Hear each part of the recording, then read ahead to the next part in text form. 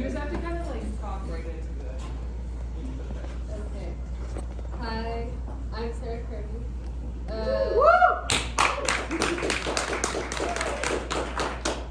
Thank you. I'm reading a comic that I've been doing since the new year. It's semi-based off of real events, so for legality's sake, all the characters are fictitious and coincidental. Neighborly bonds.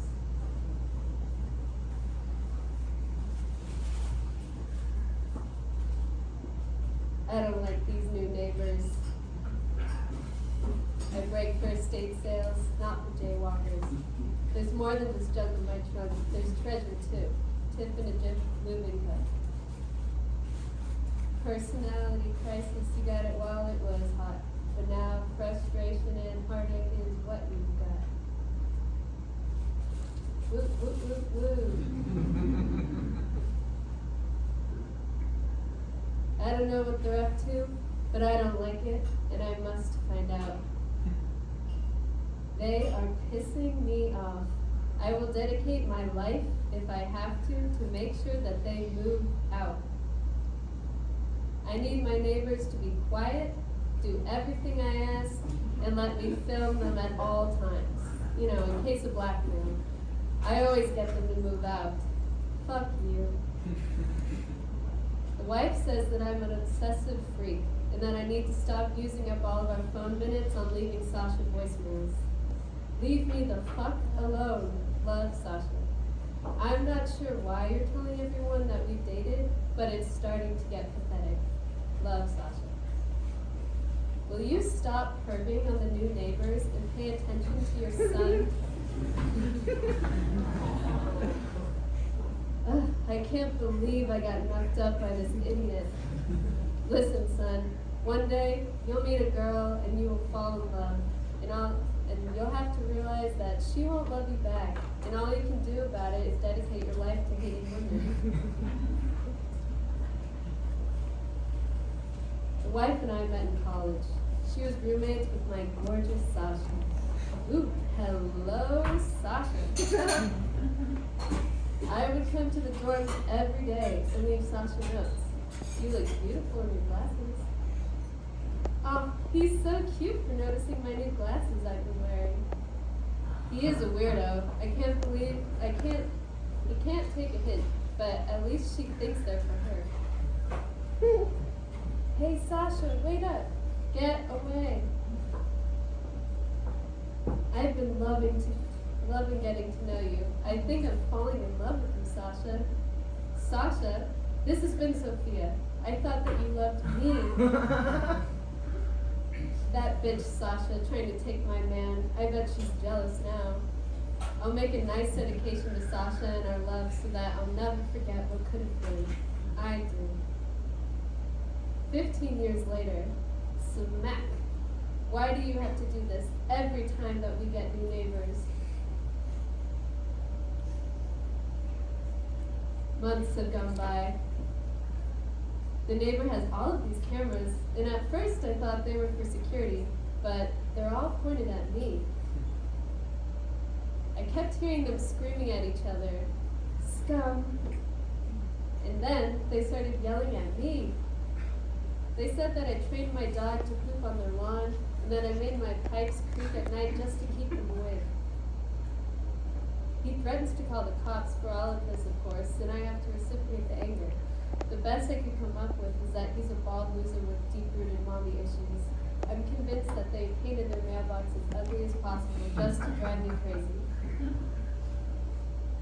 I'm committed to making them move out by any means possible.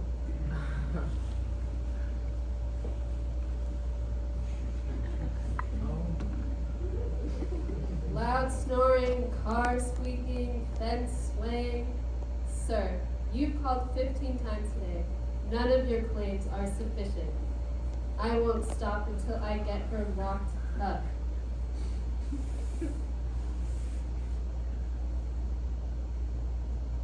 The neighbors are throwing out a VHS? Don't they know those are highly collectible? Huh, blank tape. Well, I gotta check it out. I mean, what if it's that rare copy of Strozek that I've been looking for?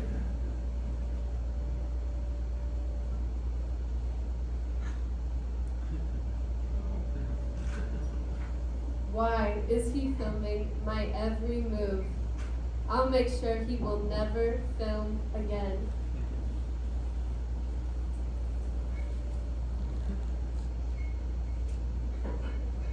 Hello? Our neighbor has gone insane.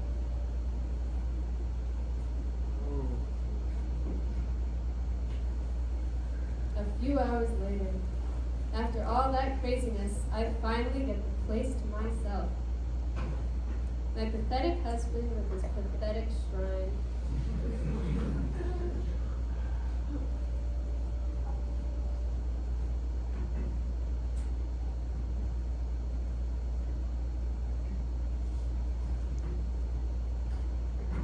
This lady has been taking up all of my husband's time when it should be going towards me.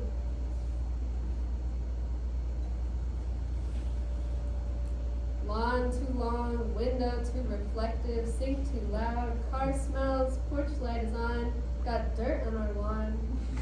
You know, I thought my husband was crazy, but he's right. She needs to move out now. They won't move out on their own, so I'm gonna have to remove them myself.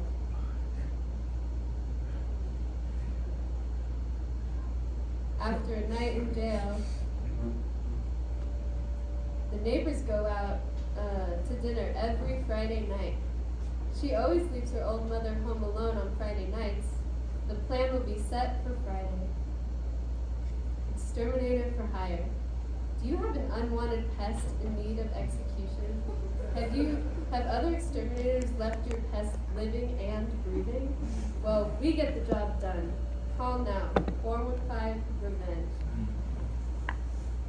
Friday, 8 p.m., shingled roof house. Target is my obnoxious elderly mother.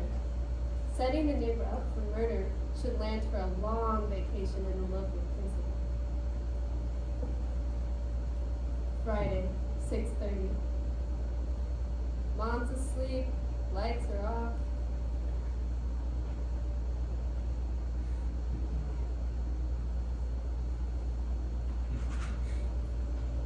Lights are off. She must be gone. It's time. My mother is in our house. Lights are off. She has long white hair, white glasses. And I'm leaving you on a cliffhanger.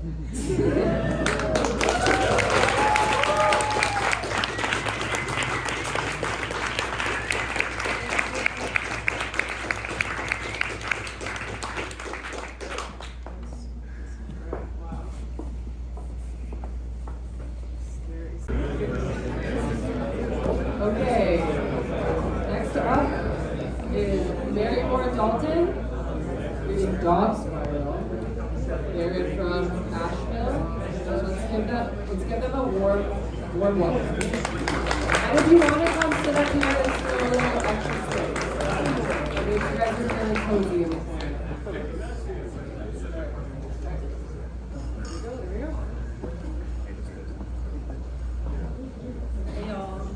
Thanks so much for being here.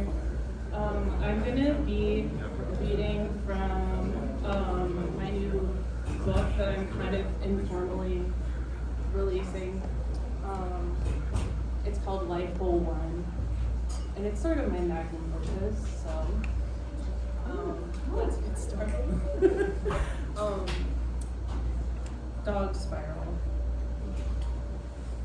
In my dream, we are two handsome men sharing a very awkward little kiss. This kiss is too strange. It must be a dream. I run through the streets screaming, "Ah! Look at me! I'm lucid dreaming!" I leave you behind in search of my own dreamscape. I have these crazy leg tattoos that I'm maniacally trying to replicate. They won't stop changing.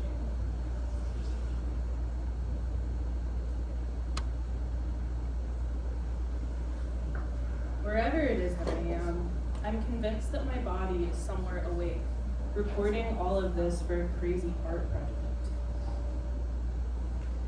If this emotion gets out, it will level cities. I jump through a series of doors and wake up where you are. You're standing somewhat ominously in the doorway to my childhood bedroom wearing a party hat.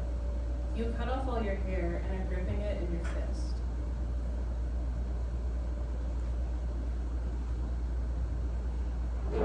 Upon waking, this image is all I have left.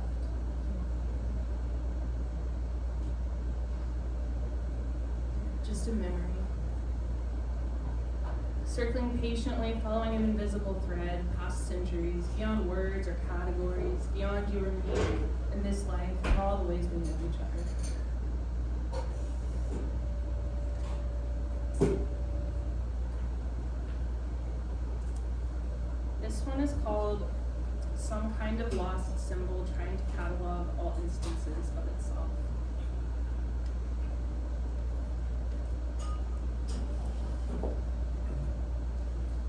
As a metaphor for everything you encounter in this pre-invented world, you mind picking up a stone, flipping it over, examining the underside, laughing, and tossing it away.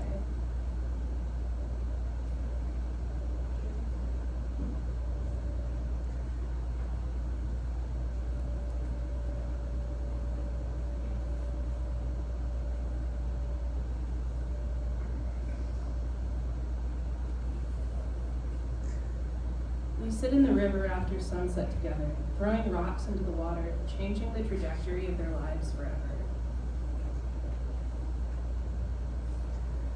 I'm not sure you're skipping the right type of rock. While I can't find any flat ones, it's really picked over this time of night. I don't feel very sparkly. What does that mean?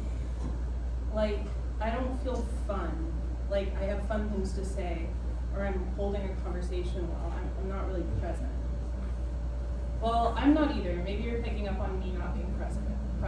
I'm distracted by how I've been feeling in general these days.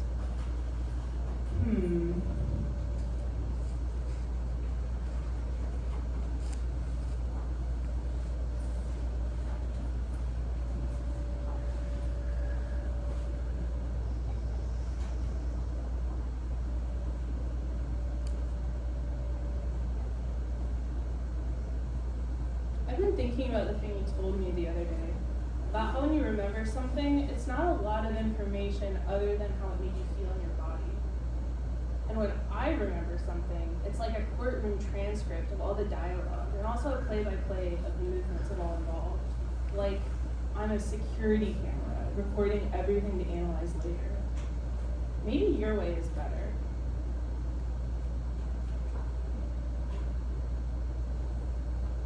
Both are useful though. If you can remember the exact language of what someone said to you, then you can unpack exactly why it made you feel what you felt. Yeah, that's true, but then you can't let go of that feeling. Analyzing doesn't move anything through you. But if you actually sit with an emotion, you can feel the silence inside of it. Like, I'm gonna do it right now. I closed my eyes.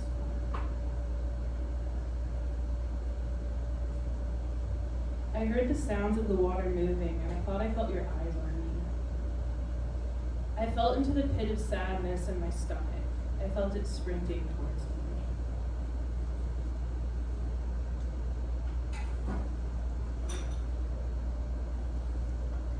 It was nagging, insistent, clawing, gnawing, sharp, dull.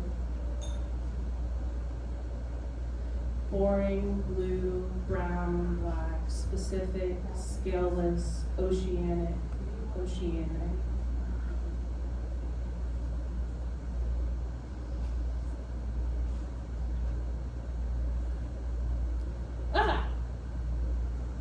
Okay, I was hoping for a different result. I thought that would pass a lot faster, but I actually unlocked a new level pane, so never mind. Oh, fuck. Yeah, I feel like it goes faster if you're alone. Yeah, being alone is different. I felt sad after you left the other night. Aw, I would have stayed. That's the nice thing about being with a friend, I guess, the way it takes you out of yourself and you get to be in a shared mental space. That's the beauty of friendship.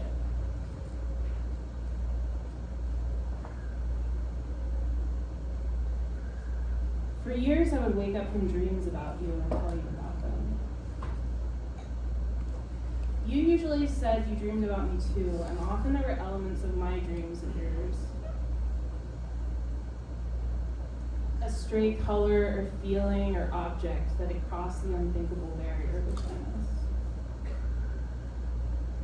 Sometimes I wondered if you were exaggerating, but you told me your dreams too, and I saw myself in them. Then I wondered if I wished it wasn't real, so it could be a choice we were making. So if I wanted to, I could close the door and say, it's never the same dream.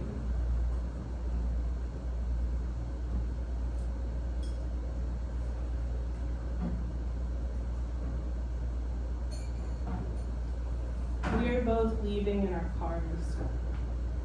You roll down your window and say, your car is missing its HUD symbol just like mine.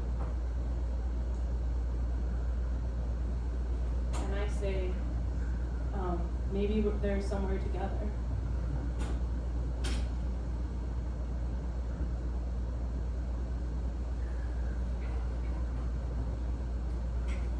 This one is called At the Crib Going Crazy.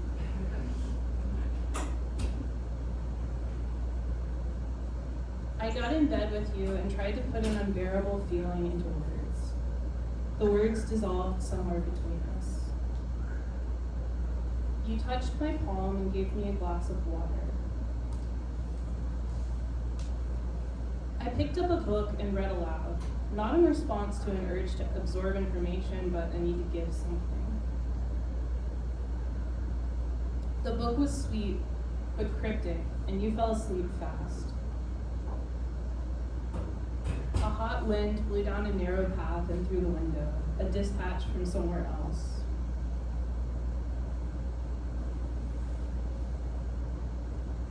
What page tells us how to be completely somewhere else? I asked you what the happiest time in your life was. It was a moment contained within an otherwise miserable era. You were visiting your parents in the Catskills and you realized they were happy. Now I have to carry that with me, the mental image my brain generates when I try to retrieve a memory that belongs to you. Even though I'll never know the landscape, even though I don't care about you anymore. It's a house at night when everyone has gone to sleep and someone walks into the kitchen for water.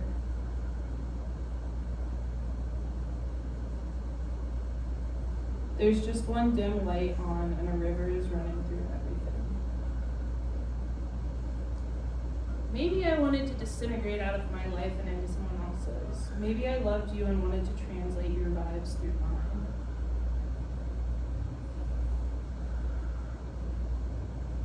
If you dropped it, I wanted to dive for it. If I woke up at your house, I wanted to put on your shirt.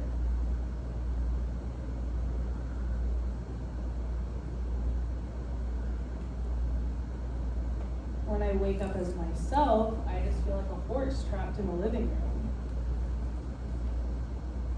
Some of this I can take with levity, but some of it I feel very deeply. Whether or not you can see it, a portal hovers in the corner of every room you'll ever be in, beckoning you back to the true oblivion form of yourself, where all memory and memory of memory disintegrates. I'm asleep and dreaming at the intersection of all possible worlds, but I keep waking up in this one. Find me here.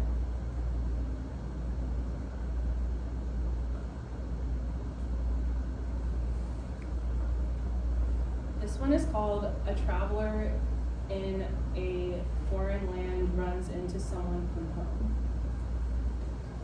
And who knows what that is a reference to?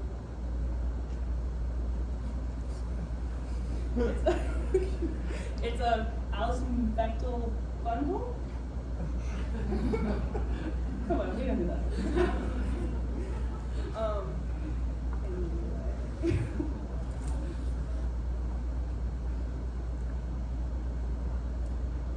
opened your curtains and assumed the position of a sleepless night on the opposite side of your bed, with our feet on the pillow so we could see the moon. You were looking at the moon and I was looking at you. The moonlight filled your face. I was aware of a feeling I wasn't totally able to access, like it was on the other side of the screen. Somewhere beyond the screen, our bed is floating in ether. I thought about our bed a lot, even though we never really shared one. Our bed was huge, but the distance made it look small. It was a place where we could take care of each other for real.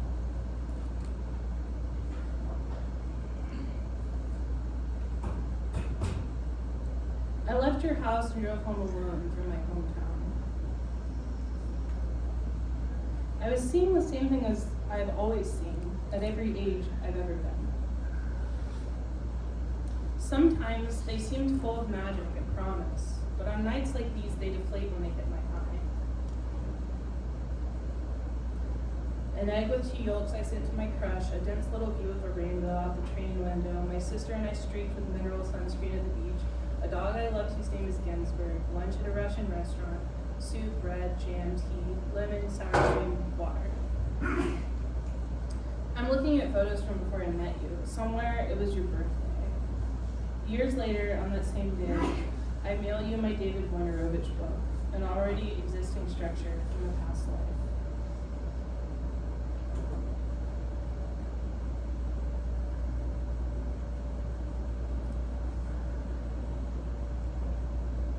Every day in the world is the same, but our vision changes. I tried to explain it to you on a day that began with us waking up in our absent friend's house in the country.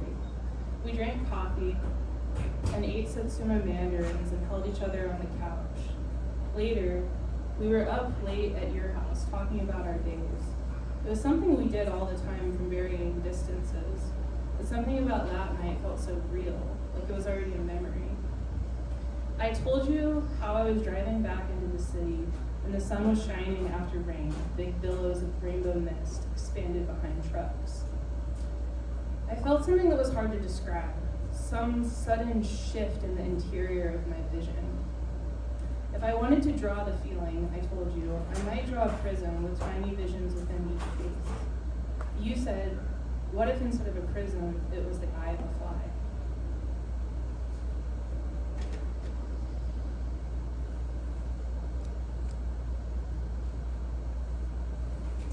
We kept talking, and I told you it feels strange to think that you had a whole life before I met you that I didn't know everything about.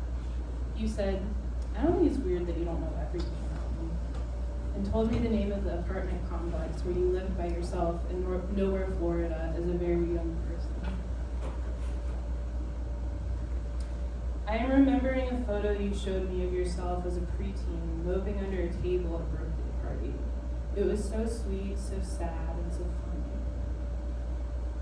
I'm wondering if remembering something is ever the same as understanding it.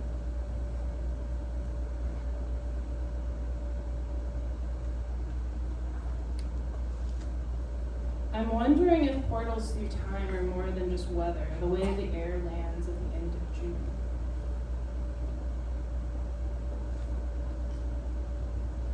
The world pouring back and forth a few times. When I looked away, I kept seeing the same wild existential depths unfolding everywhere else, even in places that were vacant before. It was a clarity so searing I would have never believed a time would come when I would struggle to access it.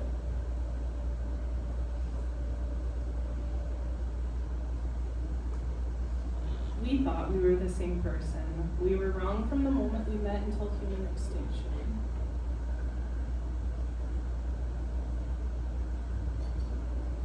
At which point it was functionally the truth.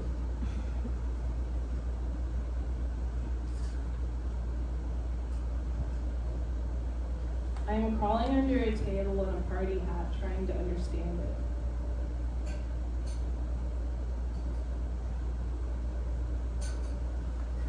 I'm lying in my bed in the morning and watching the cars shift on the highway, watching the meaning moving like weather shellacked onto and ruthlessly stripped away from an innocent landscape.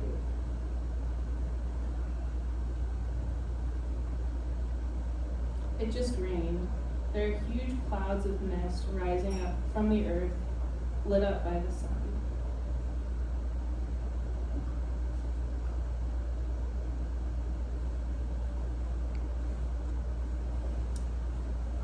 This is the last one that I have for you tonight. And it's called It's a Big Old World with Nothing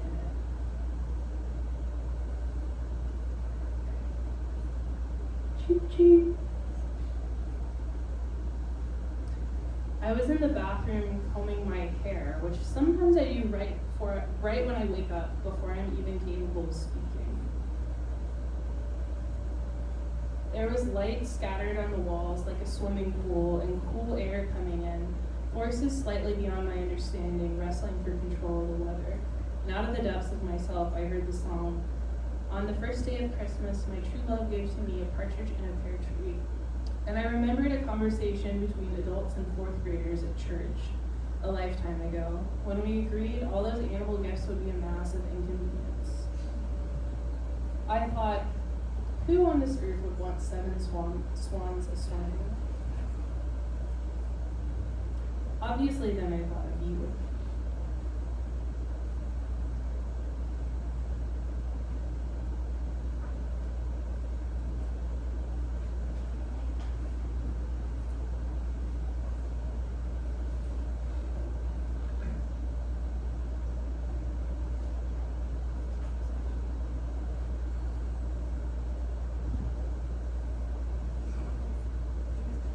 Well, that was June. Now it's actually Christmas time, and I'm trying to rewrite my dreams, or maybe just the endings.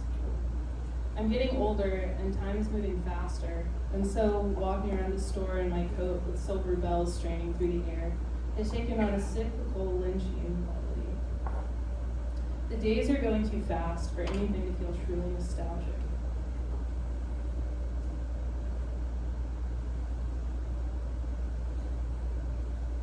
It's just a bug buzzing around over the depths of time.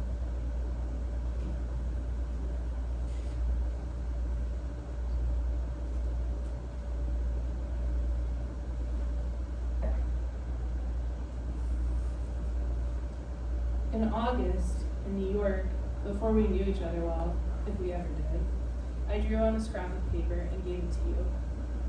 From the Arthur Russell song. It's a big old world with nothing in it. Thank you.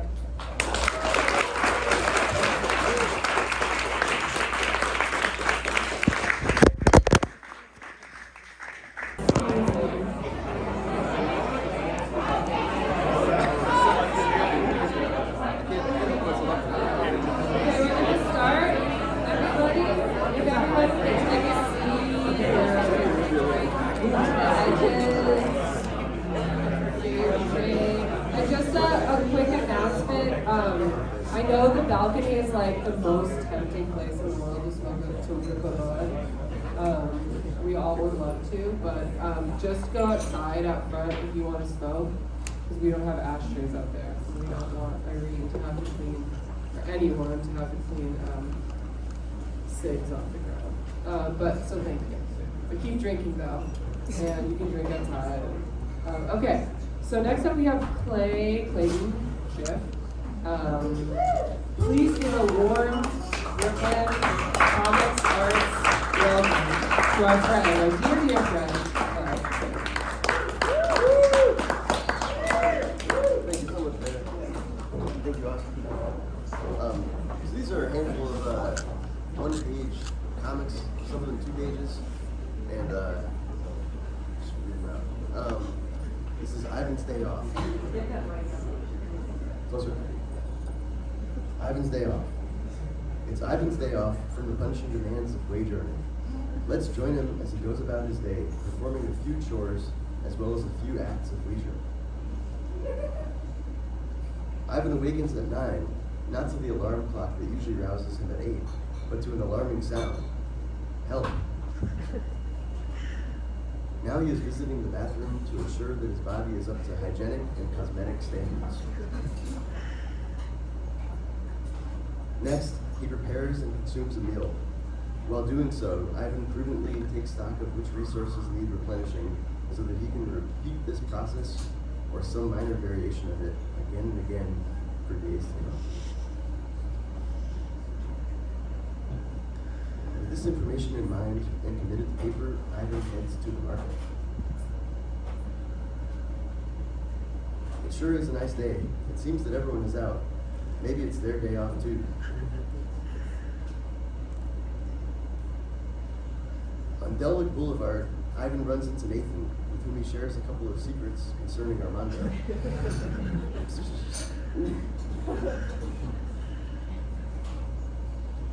Oops, it looks as though Ivan has just missed his 78 bus. No matter, the day is nice enough that he resolves to walk. He politely declines Roger's request for food. I'm sorry, Roger. Now he is in the market. Here he picks out an assortment of items, all of them in accordance with the list that he prepared for himself. This includes, but is not limited to, 6 eggs, 3 strawberries, chervil, lime juice, 2 boxes of raisins, 12 grapes, 1 jar of jelly, and 2 baguettes. Ivan purchases his groceries and heads for his home to refrigerate his perishables and lighten his load. He doesn't get very far, however, before he finds himself in a brutal fight to the end with Pierce.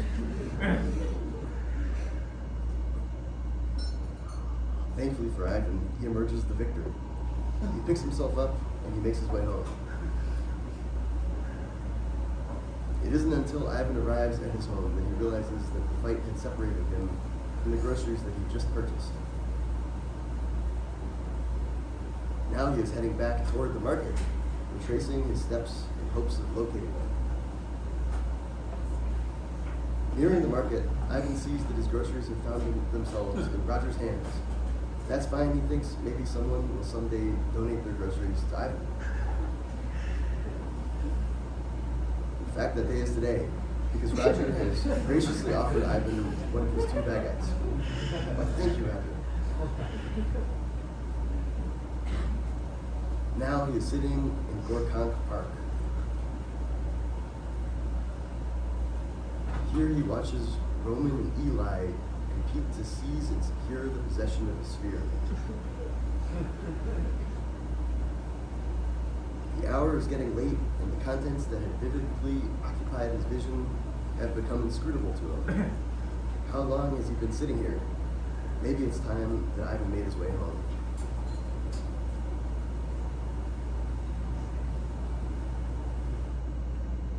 Home at last. Here Ivan tends to a few chores, hygienic and domestic, that ritually stand between him and his bed. Once in bed, Ivan is hit with the troubling realization that he hasn't managed to obtain any groceries for the week ahead, in spite of his efforts. He lies there, now wholly awake, feeling restless and ruminative, trying in vain to justify a day that's been stripped of its purpose, and a life made up of days no less futile. He thinks also of tomorrow, with mounting trepidation, when he'll have to face Giuseppe in the bronze room, what kind of exchange they'll have, and how weak and hollow it'll leave him inside and out.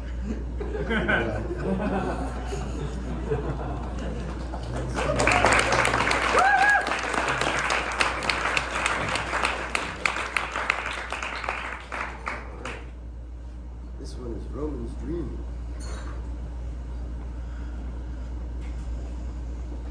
Unbeknownst to him, Roman is in the midst of a dream. In it, he is building a cylindrical structure out of blocks and putty. Now he's attempting to climb it to its top, but without adequate footholds, he cannot get very far. Thankfully, there do appear to be some adequate footholds after all, and making use of them, he is able to ascend the structure higher than previously imagined. Approaching the top, Roman comes upon a corridor, and he opts to walk through it. For a brief moment, he is Kevin.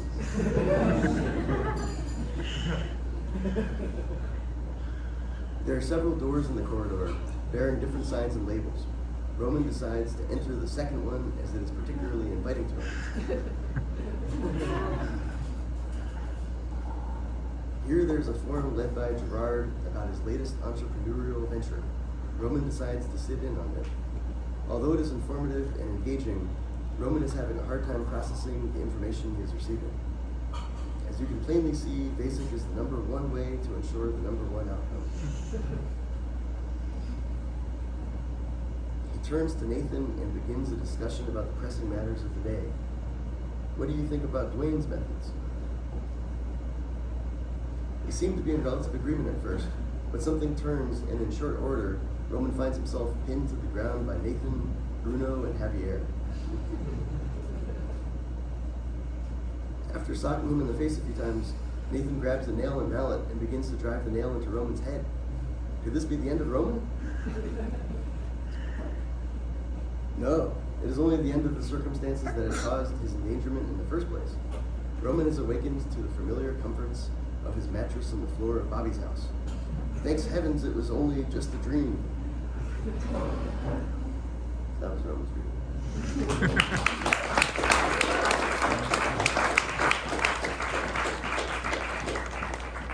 Okay, so the next two are math problems. So if you can maintain some threads as you hear these words and numbers, and maybe you can solve it at the end. Is there a prize? No, you don't even know what the answer is. This is just in the name of honor. Marie has 13 raisins and 7 orbs. She gives 7 of her raisins to Montgomery, who already has 9 himself, as well as 5 batteries and 1 orb in his possession. Nathan wants some raisins. Nathan wants some raisins, and he helps himself to 10 of Montgomery's. He then gives 2 raisins to Roman, who accepts one of them and inquires as to where they came from.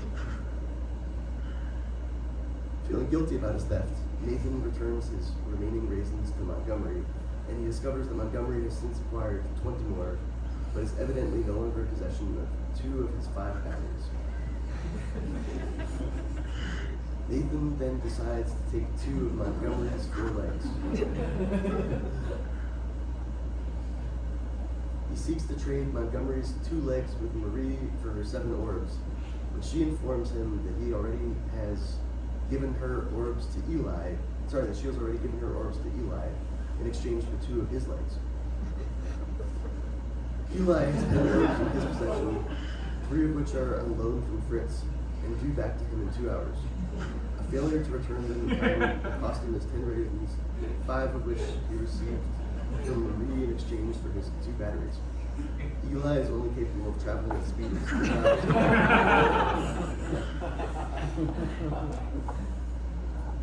7 miles down the road, Fritz has just bought 2 boxes of raisins, each of which contains 50 raisins. He snacks on 15 raisins from 1 box before determining that he is better off without them. With this in mind, Fritz gives his own open box of raisins to Nathan, who is now begging on the street. Fritz resolves to give the rest of his raisins, including those not yet in his possession, to Marie. Inspired by Fritz's act of kindness, Nathan decides to return Montgomery's legs to him, only to find that Montgomery now has Marie's 2 legs, which he'd received in exchange for all of the contents he had in his possession. Question.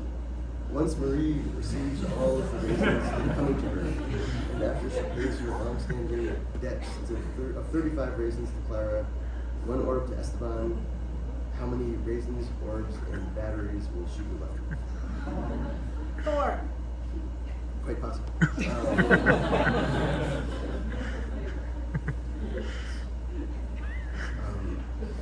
That's one of them. If anybody has any other number suggestions, but otherwise we can move on to the next.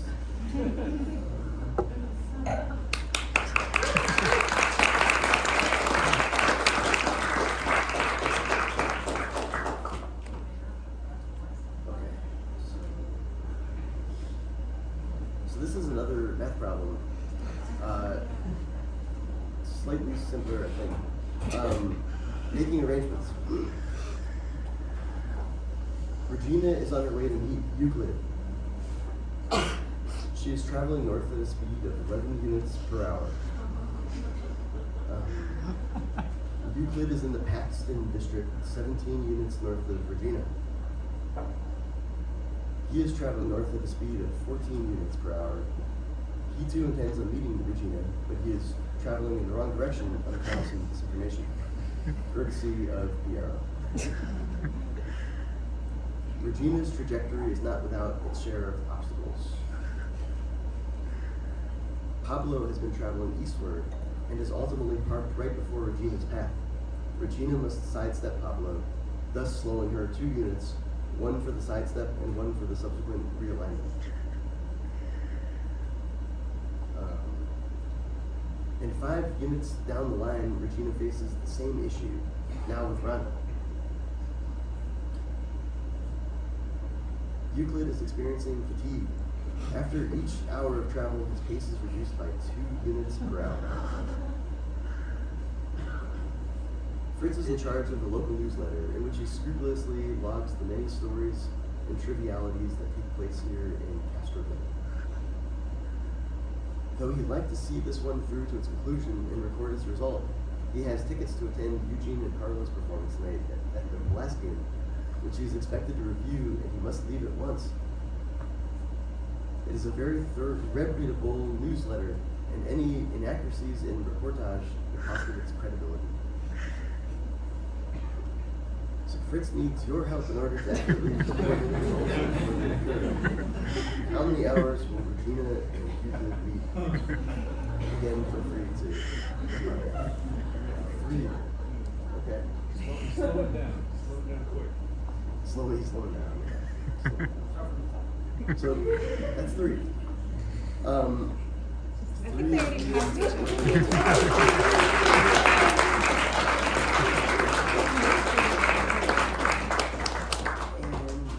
Going to do is, this is also going to be a bit interactive. This is a choose your own adventure. So I'm going to read stuff and then you guys will yell out, I guess, which panel to jump to based on which decision you'd like to make. So this is inside Ruben's house. 1. You are about to enter the late Ruben's house. It is a very storied house, and some, Wallace and Gloria, for instance, even swear that it is haunted. 2. You are now in the front hallway of Ruben's house. There are 4 doors, labeled 1, 2, 3, and 4. If you'd like to enter door 1, go to panel 3. Enter door 2, go to panel 4. Enter door 3, go to panel 5. Enter door 4, go to panel 6. Turn around and leave Ruben's house altogether. Go to panel 24. Door 4. 4. Door 4. So which panel is that? 6. Okay. Door 4 is locked.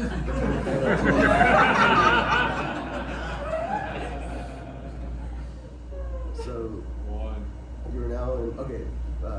Enter door 1, and that is panel 3. In this room, there's a computer on a desk. To amuse yourself with some very remedial things in the computer, go to panel 13. To leave this room, return to panel 2. 13. Here's some 13s. You're enjoying a nice game of Void Voyager when the computer abruptly crashes. To leave this room, go to panel 2. So, same set of questions over here. Door 2. Door 2 or door 3? Door 3. 3. Okay, 3. That sounded more definitive. That's panel 5. In this room, there's a trapdoor and a large hole in the wall leading to another room. To enter the trapdoor, go to panel 7. To walk through the hole in the wall, go to panel 9. To return to the front hallway, go to panel 2. Yeah, hole in the wall. Hole in the wall, okay. That's smart. That's smart. You have entered the room behind door 4. Here you find a lever, a red door, and Duncan locked in a cage. Without a key, you are unable to release him, and you are tormented by his unanswerable help. To look for the key, go to panel 10. To walk through the red door, go to panel 14. To pull the lever, go to panel 12. 12. To exit. Wow. Okay. No one help, okay, so panel 12, the lever seems to have transported you to the room behind the wall. Panel 3. So you know the drill. Computer game. You guys don't want to play that. Leave the room. Okay. Alright, here we are again. Door 2. Door 2. In this room there is a beverage and some documents. If you'd like to drink the beverage, go to panel 11. To rifle through the documents on the floor, go to panel 8. To leave this room, go to return to panel 8. I want to read the documents down. Okay, I'm just going to read the documents. They don't preclude drinking the beverage. Does that mean drinking the beverage precludes reading the Panel documents? 8. There's no meaning to be derived from this. This is nonsense. To drink the beverage after all. Go to panel 11. To leave the room, return to panel 2. Okay, 11. 11. It is poison. And slowly die in a hallucinatory haze. Go to panel 21. 21. You are cycling through fading memories, wholly immobile and in agonizing pain. Go to panel 18. You are experiencing an indefinite state of nothingness. Go to panel 15. You are experiencing an indefinite state of nothingness. Panel 18. Oops, that's that. Good comment.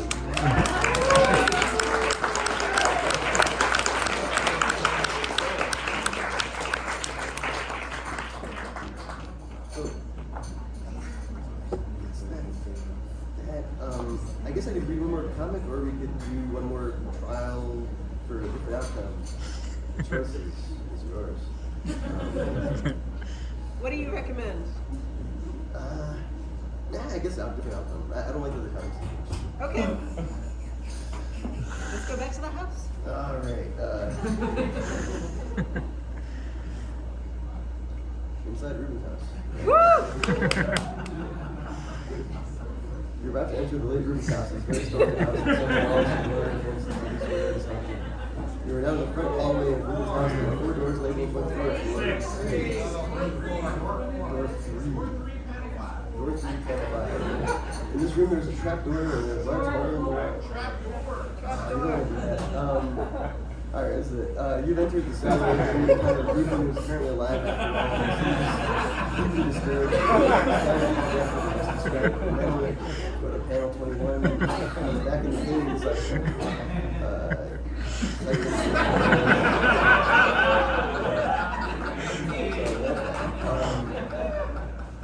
One more try. Okay, one more time. Is everyone okay with one more time? Yeah. 6. 24. Okay. 24, let's do it. 24.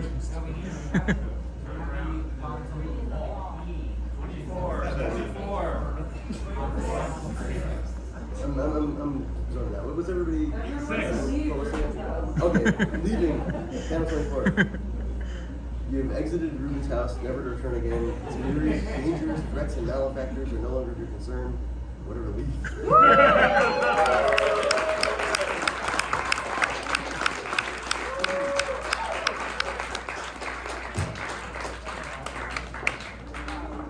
Good job.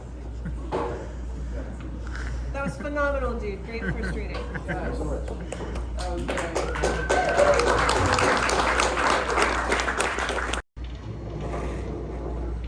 Fun fact, did you know that there is no word that rhymes with sewage?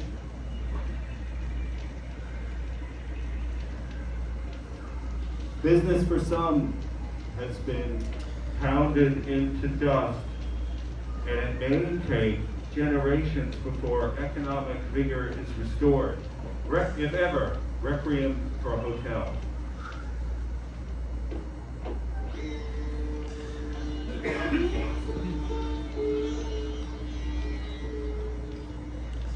Julius Caesar was lucky.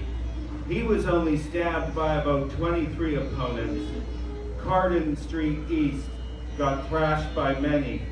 Like days of old, hundreds of villagers watched silently as Carden Street East was metaphorically dragged to the square and burned at the stake.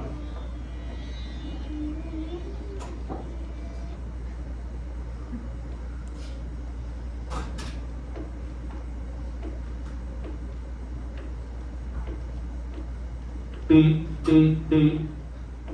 Every single second year, round 4 warning devices for yellow rectangle eliminates the serenity of Priory Park, where the blacksmith statue resides.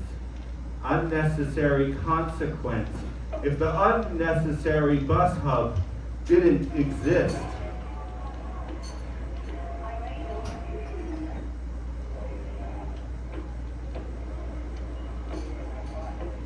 incredibly, the hotel that began in 1820 indecipherable in 6 pioneer lots and has been witness to history from P.F.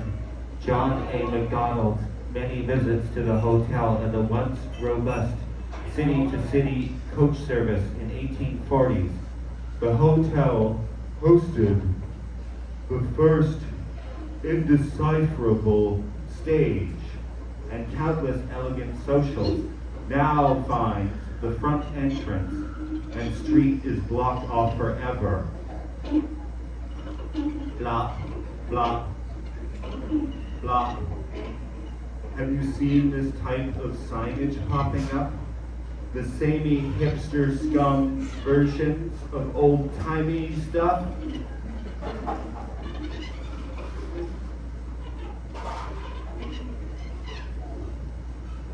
The gilded pontoon and the poutine wagon. Above, the alpha of the award-winning theater production beer elevator in full regalia.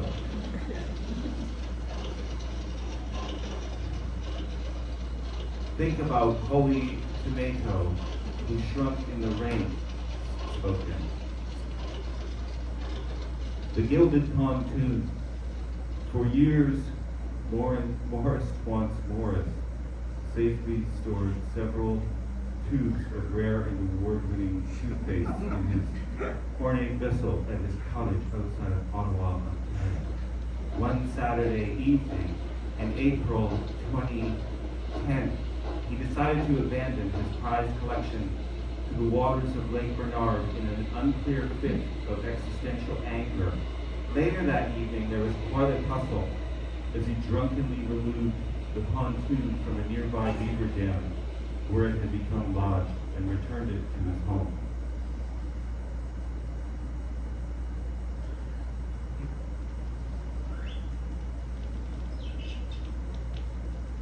One, the motivation of a pop song outside. Let's promote and cultivate tiny tune sectors online. 2, the empirical man pig seemed to be saying that folk music is a business policy. 3, sure, I can accept that point of view. However, I would rather plug a corpse in, watch it dance, you know? 4, let's host a banquet on a giant sofa for our favorite ghostwriters. This I would prefer to 5, a shortage of salad. 6, do I understand if you would prefer not to look at it that way?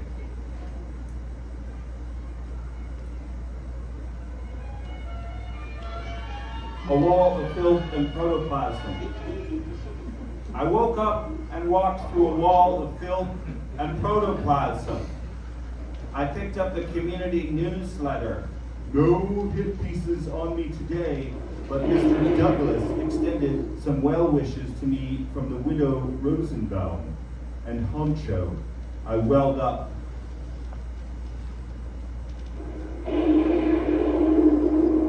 I laughed to myself like a boss, thinking of Pasta the Crow, a crow made of pasta, a crow playing with an egg, holding it and throwing it around.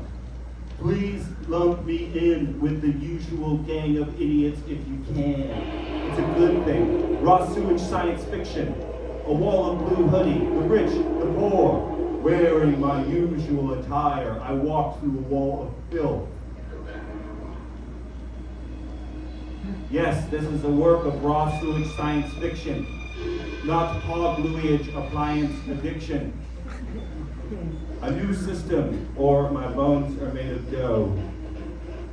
Hello, dried orange peel. I am busy applying for permits. I wish to install an expensive gelatinous banana pineapple teardown. Read the Bible, it's all in there, you don't fuck. It will be gone in 5 years. Debutante, believe me. People like their wraps encased in brown waxed paper. Debutante, believe what I say. I will say it anyway.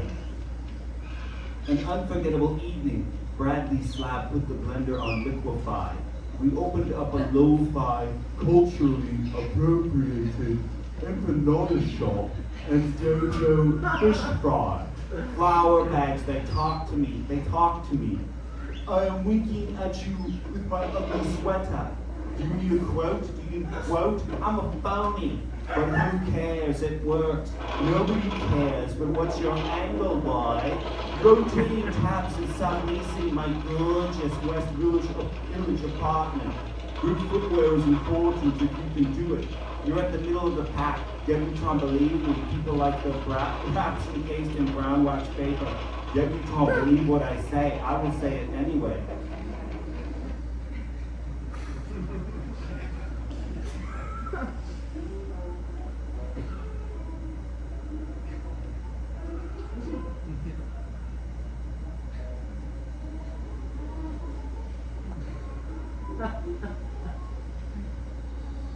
Zoinks. Look at Bethany Boom Boom in this fabulous ultra-modern getup. It's all ghetto, transforming her into a style child of wonder. Look out below and you shall see an extremely green and gorgeously garish dress or jacket worn by Charlie Cutie. Go to hell and Hades or heaven if you don't love that one. Your pick. Well, goodness me, and God bless loud, raucous guitars from talented, musical recording groups. Check me down, you little shits. This one is special, say a Tracy two-step. Rocking out in these super green jeans and a great-looking casual top that lends itself to any terrible occasion, throwing a wrench in the works with pizzazz. Holy fog girls on fire. Check out Jupiter in this awesome new Lucy onesie. Yuchi Mama. This sweet little working class number is sure to fill up on the town and in the salt trucks and back onto the high-end loading docks. Hit the floor with that precious cargo, Jenny, because as we can all see, it's well taken care of. Boom, chicka, boom. Well, what do we have here, mes amis? Clear the room, bitches, and let us check out this little fabric encasement. Ooh-wee, an awe-inspiring red coat with delightfully hand-sewn patchwork worn by Audrey the Agronaut. Chicken curry crotch looks good to me. Oh God, hand-dryer hair, it does look astounding in this thriller garage. Watch out, dinner clubs filled with generic idiots.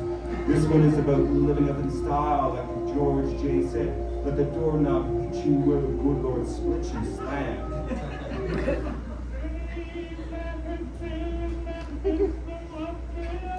Don't brush your shortbread like Jill. Jill drove a long distance from north of Toronto to deliver shortbread, and their friend the lad put the shortbread in the container too soon. Don't be like Jill's lad. Be sure to revive the preparation properly. Be careful. If you discuss this event too much in public forums, agent sent by Google could enter your house in the night Virtual reality technology could help the U.S. Army more easily identify and kill targets with cool Keith Jones-style voodoo pistols. Transparent. We are souring on it. Silicon Valley has a long history of helping the military. DARPA? The dream of the gorgeous man poodle is dead. It's March 28, 1999. Japanese rocks transformed into a spacecraft. This vessel traveled to Lambeth near London, Ontario, Canada. Don't worry what other people think unless you respect them. Directions. Please go inside 25 different balloons for 25 minutes each away from this book or a PDF copy of this book and all electronic devices. And think about this for a while and come back. You could also go outside, but I don't want you to fall down. Are there at least 45 boxes of useless items you could sort through? End of Empire know-it-all funnies. Cast your mind back to the High Renaissance. Isn't it obvious? Isn't it obvious? Hello? Hey, put me down. I'm not your soft pig. Please listen to my theory. Okay, hello? Shut up, old man. I don't wish to hear your ingrained ideas. It's so very clear. Culture is stagnant these days because we are past the peak. All the interesting bric-a-brac and rad tunes were created during the lead up to this. It's all a big rehashed shit show now. Just like the Drek-riddled High Renaissance. So shitty compared to what led to it. Okay? Also, I am only 126 years old. Please listen. P.S. I can see what you're saying in regard to the very late High Renaissance or Mannerism painting, but otherwise, F you.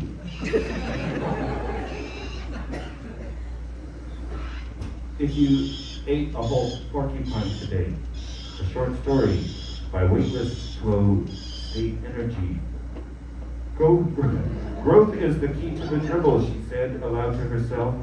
She also pictured the survey she printed up yesterday at the office on off-white cardstock about footwear available on Amazon. Was it too much? She quickly checked her Snapchat. Only several mock battle scenes filled with tension. A simulated split head being soaked in some kind of thick goo made her stomach turn in shock. Her old LARPing buddies were so gross sometimes, she thought, but she could understand how they might be after some kind of publicity. She was so done with that scene. I could reinforce this red tape and crash this system right now, she thought, and plugged in her cell phone. It came tumbling down to the floor. Her brain moved quickly and reflected on the mishap. However, I should also be sure to move carefully while installing this destruction.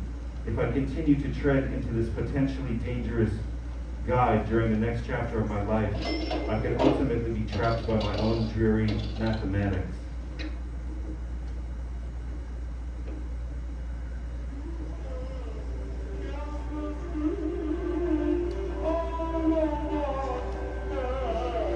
Figure 1. The trend was unrest. An extreme account, thanks. Figure 2. The gravel had character. The empty lots were thinking about spending time on Mars. This is not unusual. Figure 3. A microscopic view of the formal apparatus and the cells simulating the stage of global practice. The breeze is at the perfect temperature. You could rescue it by using a parachute for a subject. Don't be so negative. Figure 4. A globe of high integrity filled with sunshine.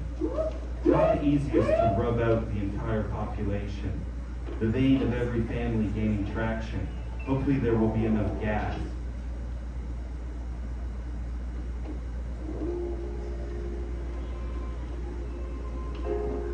Topless data, end of Empire comics.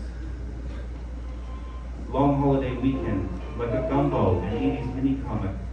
I'm an architect with a robust cultural practice. Cutting edge, life is so stagnant, so party. It makes me wonder, Oh, politically sensitive, and opportunities for misstep, a constant scandal, the viaduct, Swedish prosecutors, very posh. Say just a glimpse is a waste. Throw the ball. We dance, the Anaheim Ducks. Pull your ass from the lunchroom. People like airplanes. I like popcorn. I like water. Softwood lumber dispute. War. I do not lack empathy. How will Canadians react? We laugh at their antics. Society. Topless Data, End of Empire Comics. A tribute to success. The clock is my enemy. It sucks these days. It's hard to fill your ass out of the enchanted forest. You are shaking. This is putrid. Energy trapped in you. God bless. Back to the sticky floors. As they say, must get back to the standard.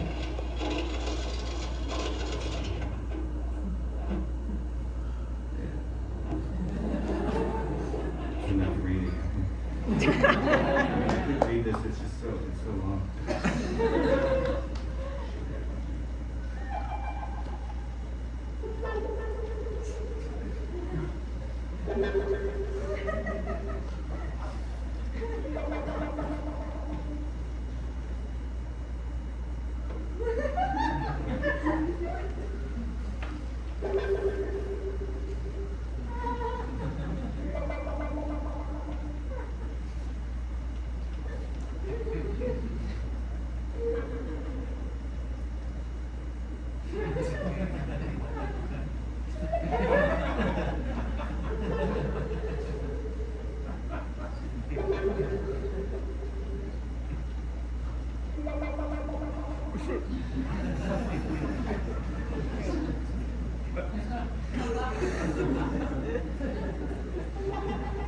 You can do this too. Step 1, buy an airline ticket.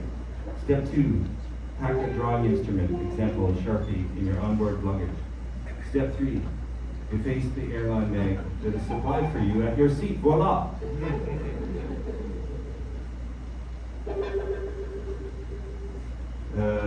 Maybe you can refer to this later. This is Shipping Saver, Savings Department Terms and Conditions. I'll just read maybe the first paragraph. Shipping Saver, number 1, applies mainly to orders from corrupt No World Book ships by grounded method to the 48 contagious evil U.S. states. Imperial Darkness Shipping Saver does not apply to special hands, express elves, and international bags of shit. More on that later. Hazardous, hazy, druggy materials, orders that require special, delicate, loving handling, care, and orders that include items shipped by motorboats that contain frightened, frozen freight fritters. Do not attempt.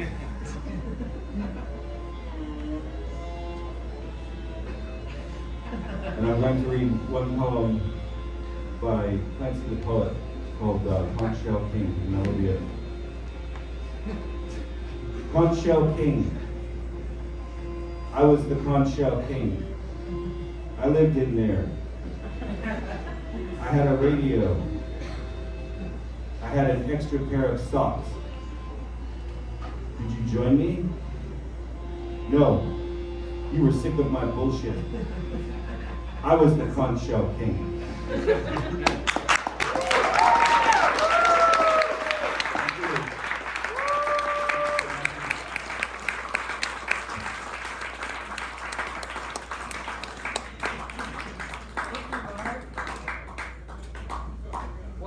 What a dense block of programming. Let's take 5 minutes. Okay, up next we have Marlene. So we can all take a seat, calm down, move to the floor, sit.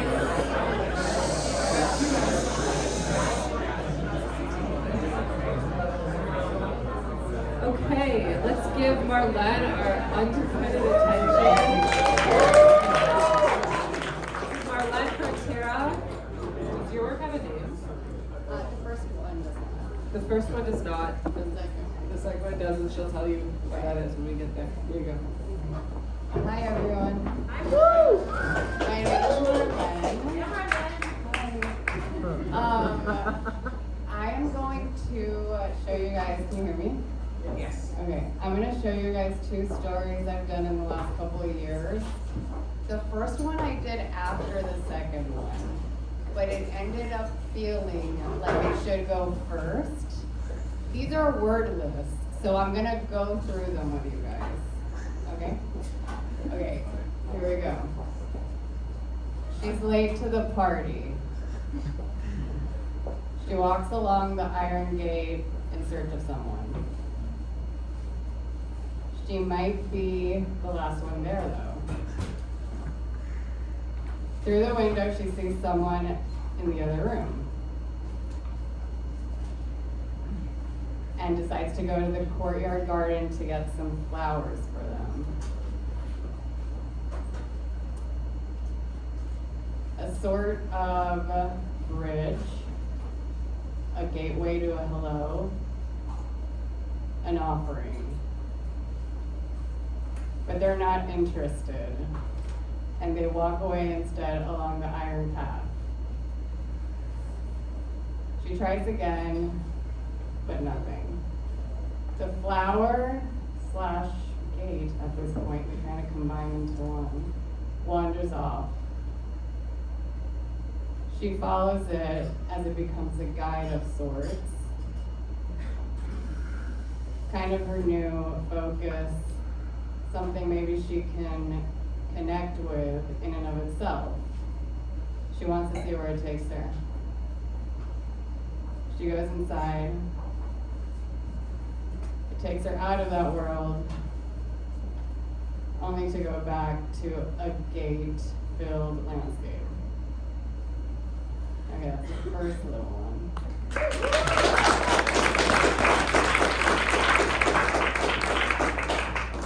Now this story, this one's called Cafe Franco, and I don't know if you can see the little character right here. She's kind of like the more developed, like in the material world kind of version of the past female girl. Like the shape of her is kind of like fleshed out or something. And it's almost like when I was making that first one, after I had already made this one, I realized, oh, it's kind of like her origin story. Like she kind of, it's like, was that a dream? And like now she's just like plopped onto this scene, onto this stage. And this is actually her now in real life. So she starts to follow the main character of this new story, this peddler, who kind of goes from table to table, from person to person, offering something, to no one's interest, really. They're just, bothered. She kind of follows, she's interested, he doesn't really realize that she is, or he doesn't really care. She eventually ventures off, leaving him and his selling nature to just turn to us and offer it to us, the reader. On the next page, he's gone on to another client of this cafe, approaches him with this object. He wants nothing to do with it, and quickly finds himself kind of mesmerized, kind of in a stupor, like oddly just taken by this peddler character. Here he continues going from person to person, seeing if his ways work. He has no qualms about interrupting what seems to be like a spirited philosophical conversation these two gentlemen are having. I think what it says is the shapes then become ideas in the mind of God. To him it's just like nothing, it's like scratches, like he doesn't register the words, he's just like interrupting, he doesn't understand, and he doesn't care to. Yeah. Here though, he does have someone who seems to be interested in what he's selling, but he's focused on this character who's left. and it's just kind of focused on them. He has a last ditch attempt of trying to get them back, and kind of starts to blurt out these words of whatever he is selling. Seems to be like a flyer, an event of sorts. He starts to say, tonight at 8 p.m., tonight at 8, 9, 8, to no effect, because it's kind of incoherent. He seems to, at this point, just have developed this sort of infatuation with this seeming female form. He starts to have this thought of them holding hands, maybe being in love. This is just an extension of the previous image. She's leaving. He has some sort of following, he has some sort of, some women are interested, but he has his eye focused on this other person. He looks for her. He sees this kind of shape that resembles this person. It just corresponds with some idea that he would have in his mind of who that character could be. Just fills some shape in his head. So it's not necessarily that person, but it works just as well. And they exchange things with each other, seem to form some sort of connection. But then this brooding kind of figure in the back, kind of foreshadowing, kind of makes it feel like the cycle isn't over. Just gonna keep going. The end.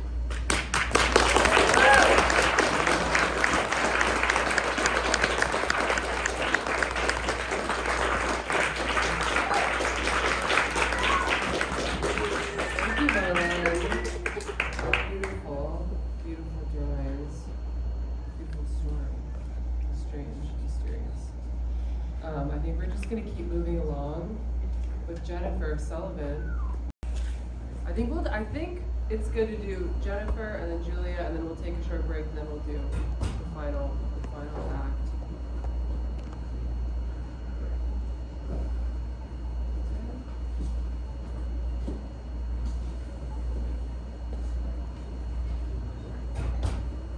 And these are just sort of JPEGs and then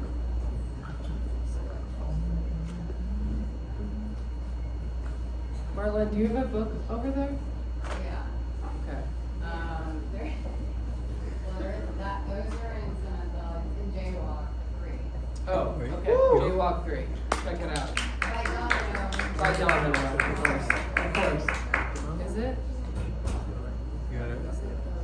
Oh, presentation. Sorry.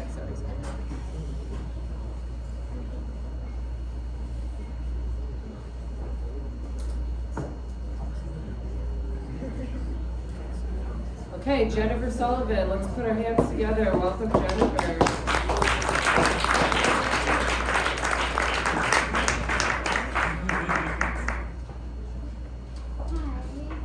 Hi. So this is a work in progress that's based on Sleeping Beauty. In times past, there lived a king and queen who said to each other every day of their lives, would that we had a child, and yet they had none. But it happened once that when the queen was bathing, there came a frog out of the water and squatted on the ground and said to her, "Thy wish shall be fulfilled before a year has gone by. Thou shalt bring a daughter into the world." And as the frog foretold, so it happened, and the queen bore a daughter so beautiful that the king could not contain himself for joy, and he ordained a great feast. Not only did he bid it to his relations, friends, and acquaintances, but also the wise women that might be kind and favorable to the child. There were 13 of them in his kingdom, but as he only only provided 12 golden plates for them to eat from, one of them had to be left out. However, the feast was celebrated with all splendor, and as it drew to an end, the wise women stood forward.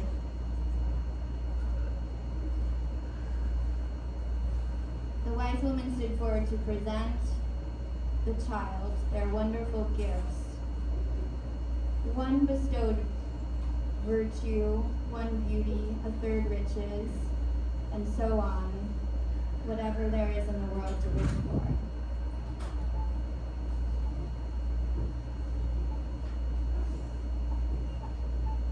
And when 11 of them had their say, in came the uninvited 13th, burning to revenge herself.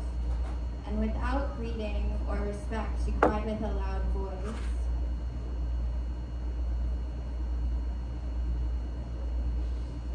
So I feel like I started to use the I Ching a bit at this point, and other texts start to come in, including text just on the I Ching website.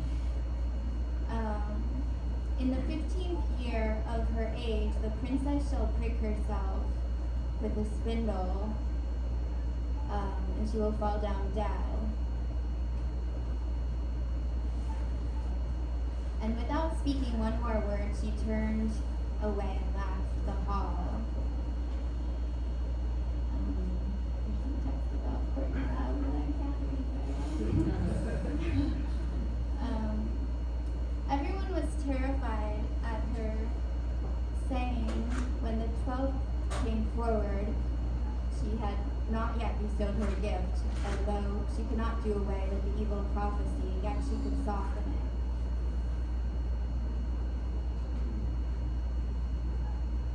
The princess shall not die, but fall into a deep sleep for 100 years.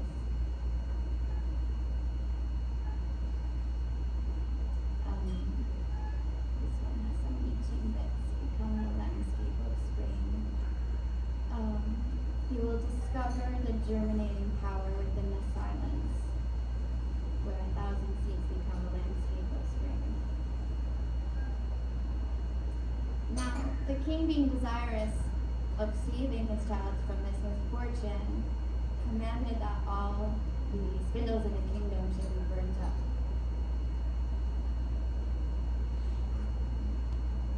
The maiden grew up adored with all the gifts of the wise women. She was so lovely, modest, sweet, and kind and clever that no one who saw her could help loving her.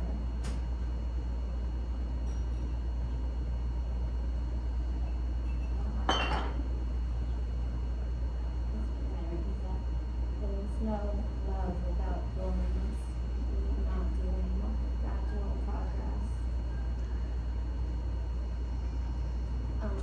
It happened one day, she being already 15 years old,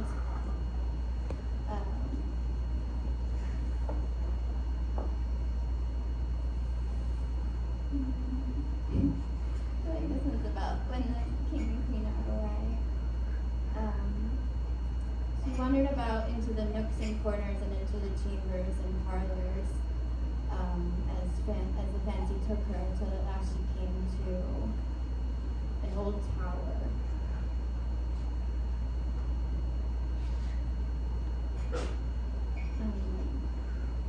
She climbed a winding stair which led to a little door with a rusty key sticking out of the lock.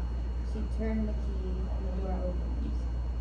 There's also some bits from Neville Ballard text about sleep and how it conceals the cruel act.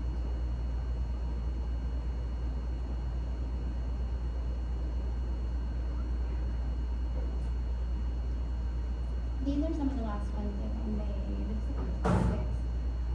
In the room sat an old woman with a spindle, diligently spinning her flax. "Good day, mother," said the princess. "What are you doing?" "I am spinning," answered the old woman, her head nodding.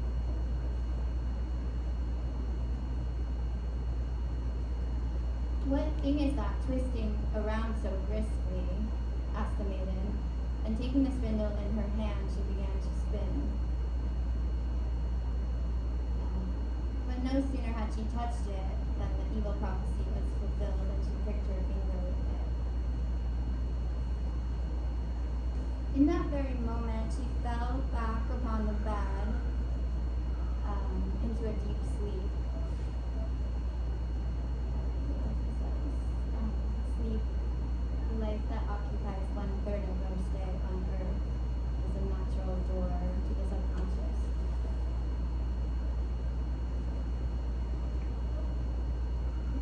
In a dream, in a vision of the night, when deep sleep falleth upon men, in slumbering upon the bed, then he opened the ears of men and sealeth their instruction. Sleep is the time when the male or conscious mind turns from the world of sense to seek its lover or subconscious self. So part of my interest in this story is like this 100 years of sleep, which is like a kind of in the story like a lack of narrative action, but I think will be very interesting to explore in images. So I'm still figuring like that could be a very long part of the story. I mean, it is a long part of the story, but it could be a long part of my story also. This kind of non-sequitur, but the girl's name has like different versions, like Rosamond, the beautiful sleeping Rosamond, which means, or Quos meaning horse and Mund meaning protection, Rosamunda meaning pure rose.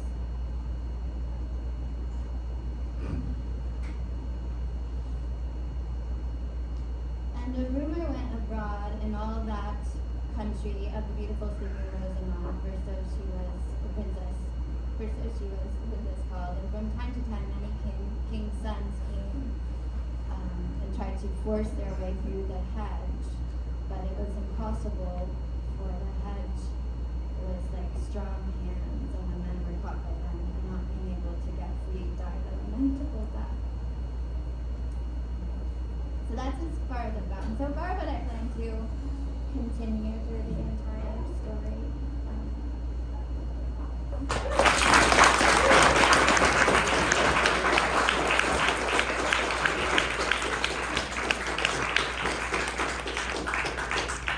Jennifer, so those are monotypes, right? Yeah, they're called trace monotype prints. And so you had to write all of that backwards? Yeah, I had to write all that backwards, and they're all Yeah, amazing. I got to look through all of these at Jennifer's studio, and I was just so struck by this like new form of, I mean, it is like a comic book. It's a graphic work, and just the dedication to writing it all backwards, and then having to interpret it through all of the like, you know, unplanned marks of printmaking. It's really cool, the like spontaneity and the consciousness and the unconsciousness sort of like coming together. Very cool. Thank you so much. I really hope this gets published.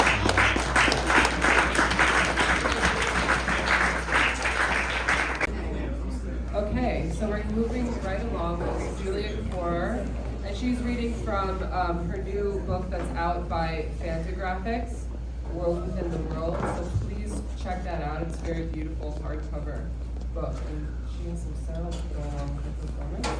So take it away. Thank you very much. My name is Julia Gfro rer. We're going to be reading Tooth and Claw. This is the sequel to my runaway 2010 hit Flesh and Bone. Previously, never published. So if you want to buy it, it's in World Within the World. And if you want to read it, you're going to read it. Take it away, Sean.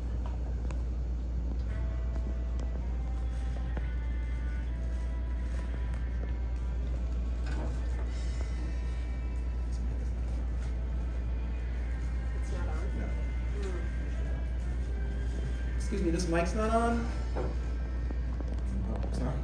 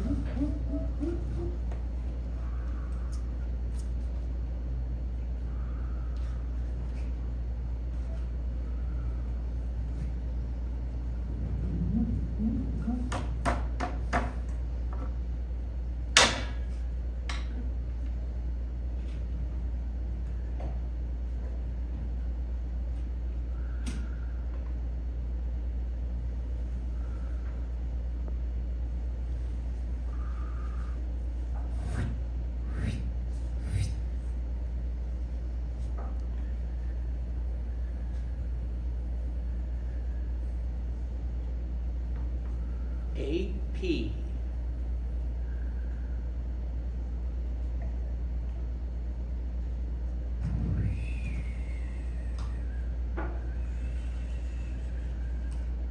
think you're just gonna have to do it with your mouth there.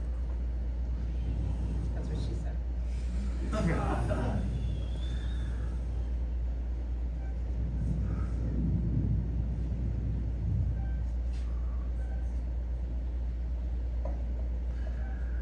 I call upon the spirit known in life as Annabelle Parish.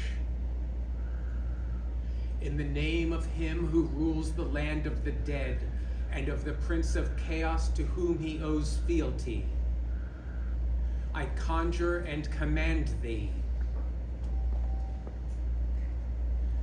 Berold, Balbin, Gab, Gabord, Agaba, Annabelle Parish, arise, arise.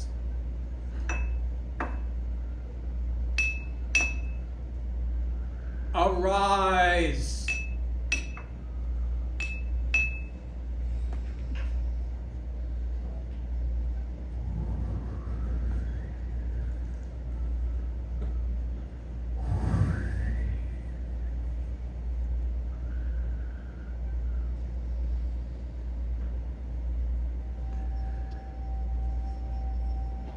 I know you.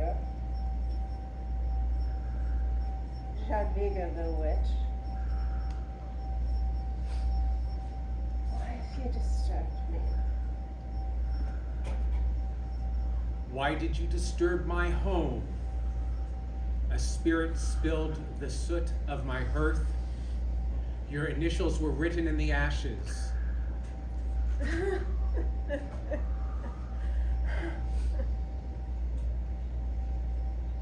It was not I who did this thing.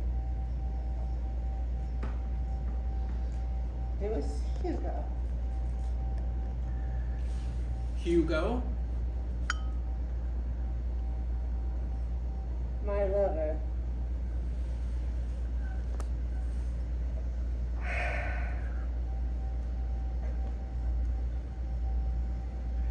Jadwiga, tell me truly. Is it a sin for a woman in love to die a virgin? It may be. This troubles you? Oh, yes. Oh, yes. Fix it for us. What's done is done. You must find his remains. Bring them here to me. Keep his left hand, if you will, for many in this realm have said a witch has use for such.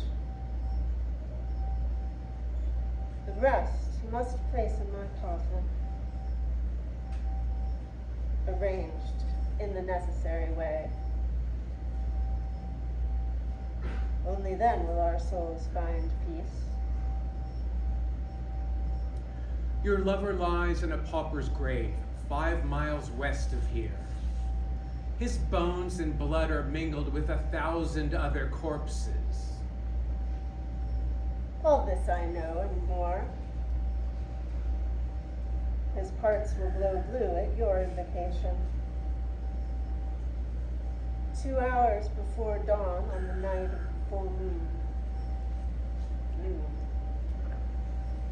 Be sure you collect them all. This is no simple thing you ask. Which your troubles mean not to me.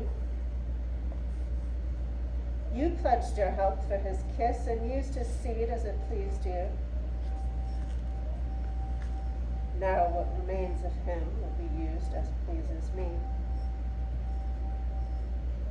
He is mine, now and always. Very well. It shall be done.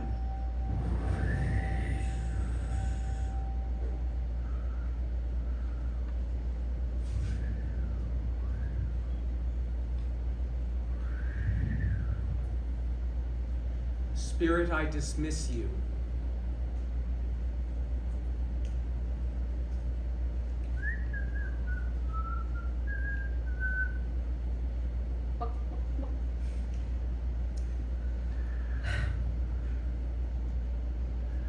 Janet, isn't it? Here for a love charm, I suppose. How?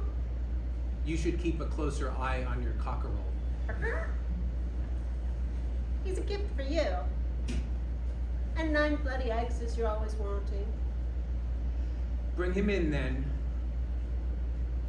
You can set the eggs on the table. Do you live here all alone? I get enough company. While you're sitting there, you can wind this thread for me. So I'm to do her chores now, am I? And tell me what you want done with this young man of yours.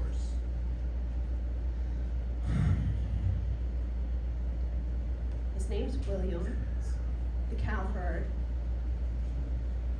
They were sweethearts and planned to marry.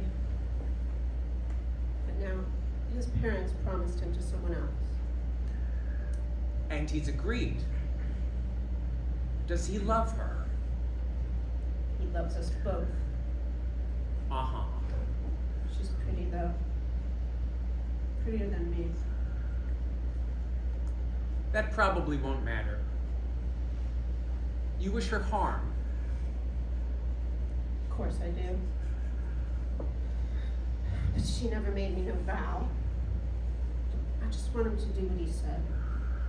Ah, hell. And how old is he? About 15? Easy. Easy to change his heart.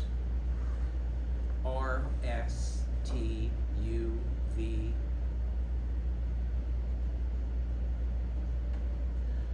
Janet, can you milk a cow? Of course.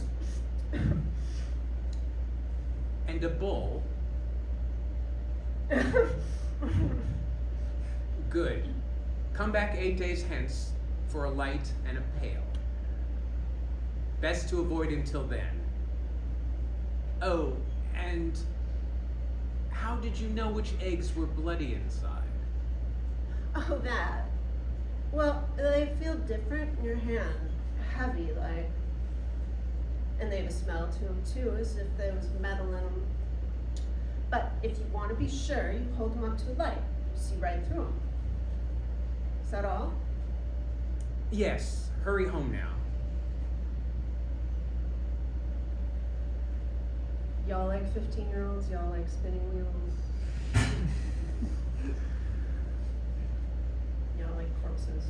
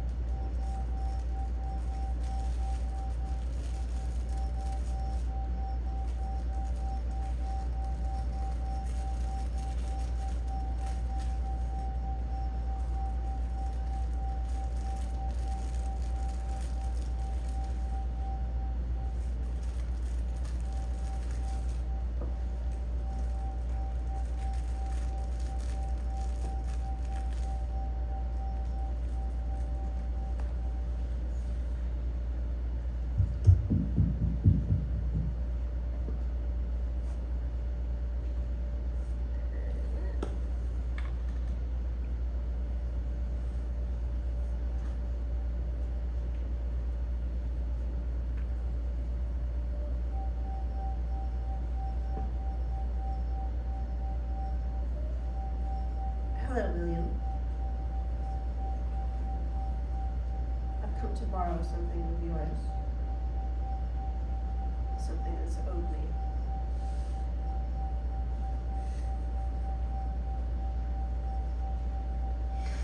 That's it, you fool. Go ahead.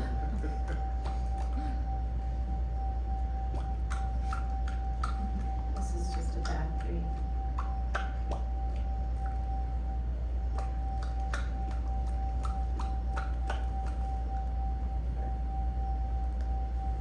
Don't look at me.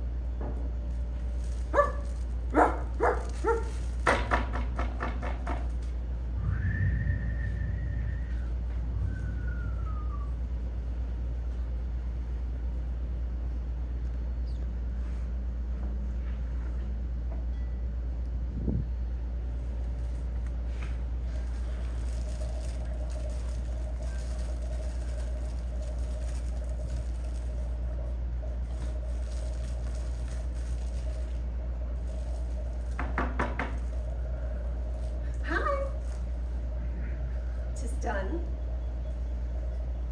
And well done, too. Give the hand here to me. You may empty into yonder crucible. Is that blood? Are you frightened? It's wax and roses.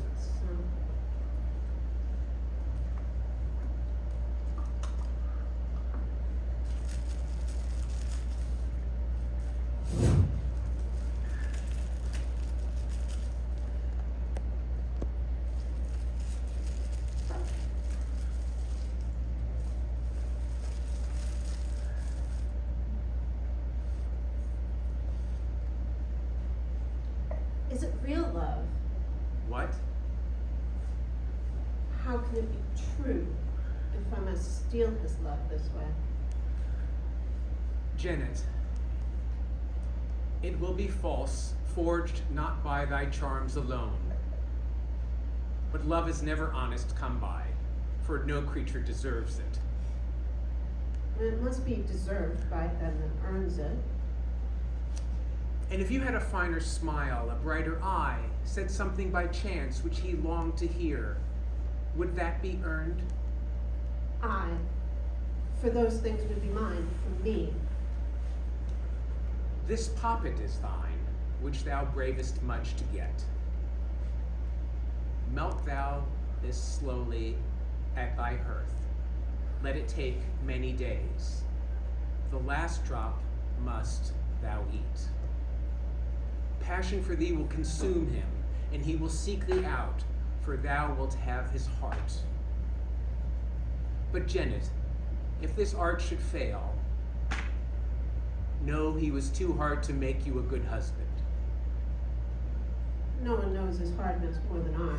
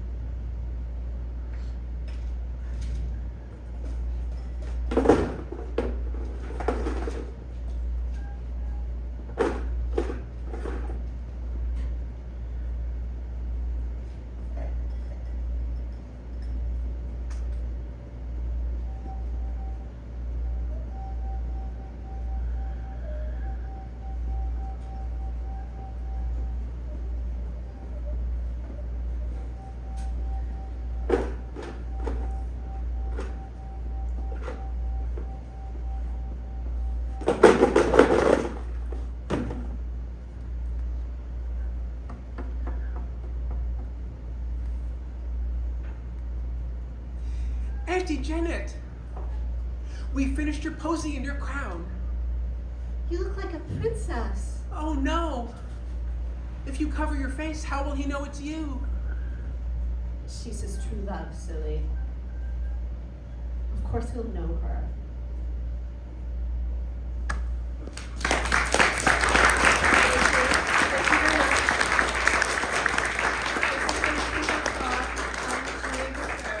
I would like to have an extra round of applause for Bob Sikoriak and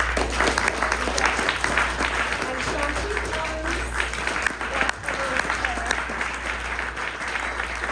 Both of them very eminent artists in their own way. Very kind to perform this with me. Thank you so much for coming out. Good night.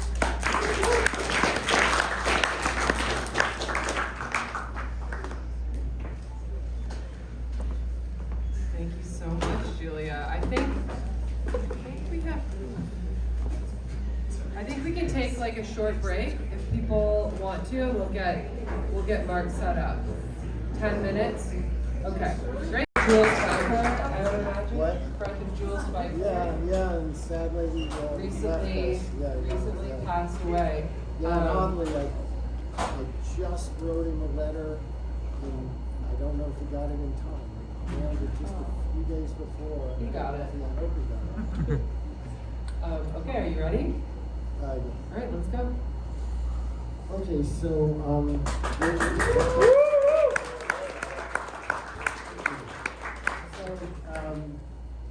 there's about like a bunch of different sets of stuff here, so I hope you don't get too confused. But okay, so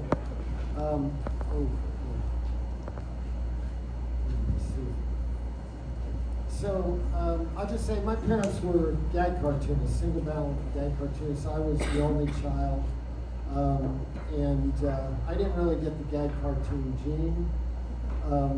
And when I was 14, but I grew up around cartoons. Actually, my father, before Dennis the Menace happened, my father and mother lived in Connecticut, and my father and Hank Ketchum used to go into the city and sell their single-panel cartoons until bang, Dennis happened. But I did know Dennis. We visited each other one time. So it was cartoons all around. But when I was 14, I discovered 666 by Jules Pfeiffer, and I realized that narratives really resonated with me. So that really was. So I'm just showing some things. This I did in the Village Voice in this is 1978, and this was Times Square. This was basically, I was doing kids books in the through the 70s, and then at some point I really wanted an adult audience, and so I went to the Voice, and I pitched that I would do, they had a centerfold that they were doing different things with every week. So first I did The Village, which is not this. This is The Village, Greenwich Village. And I was living here, called it the Floppies, but I was living on Peter Street, 118, right there.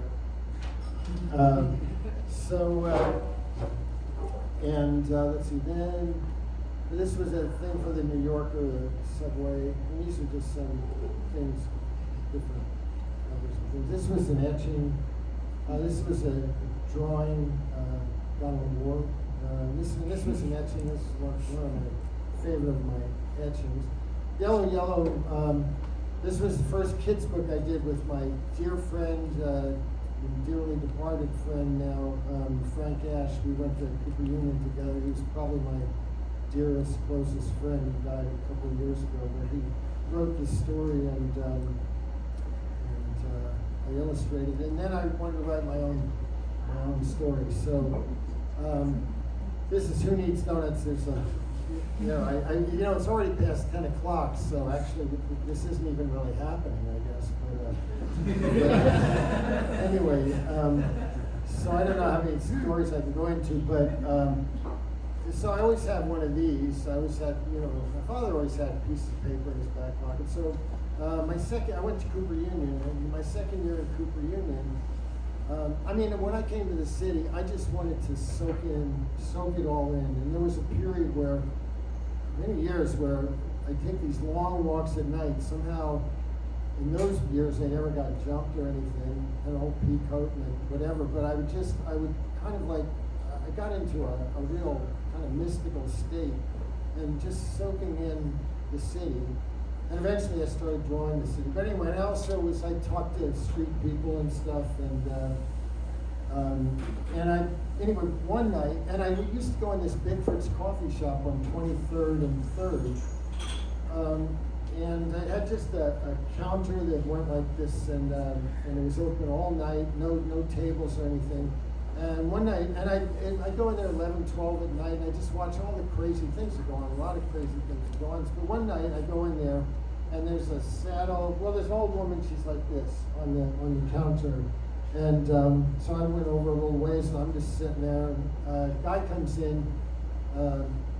He's got a suit and tie and an overcoat. He says he'd like 2 cups of coffee to go. And the waitress says, well, would you like donuts with your coffee? And the guy says, no, thank you. And at that moment, that old woman suddenly lifted up her head, pointed at the plastic ceiling fixture and said, that's right, who needs donuts when you've got love?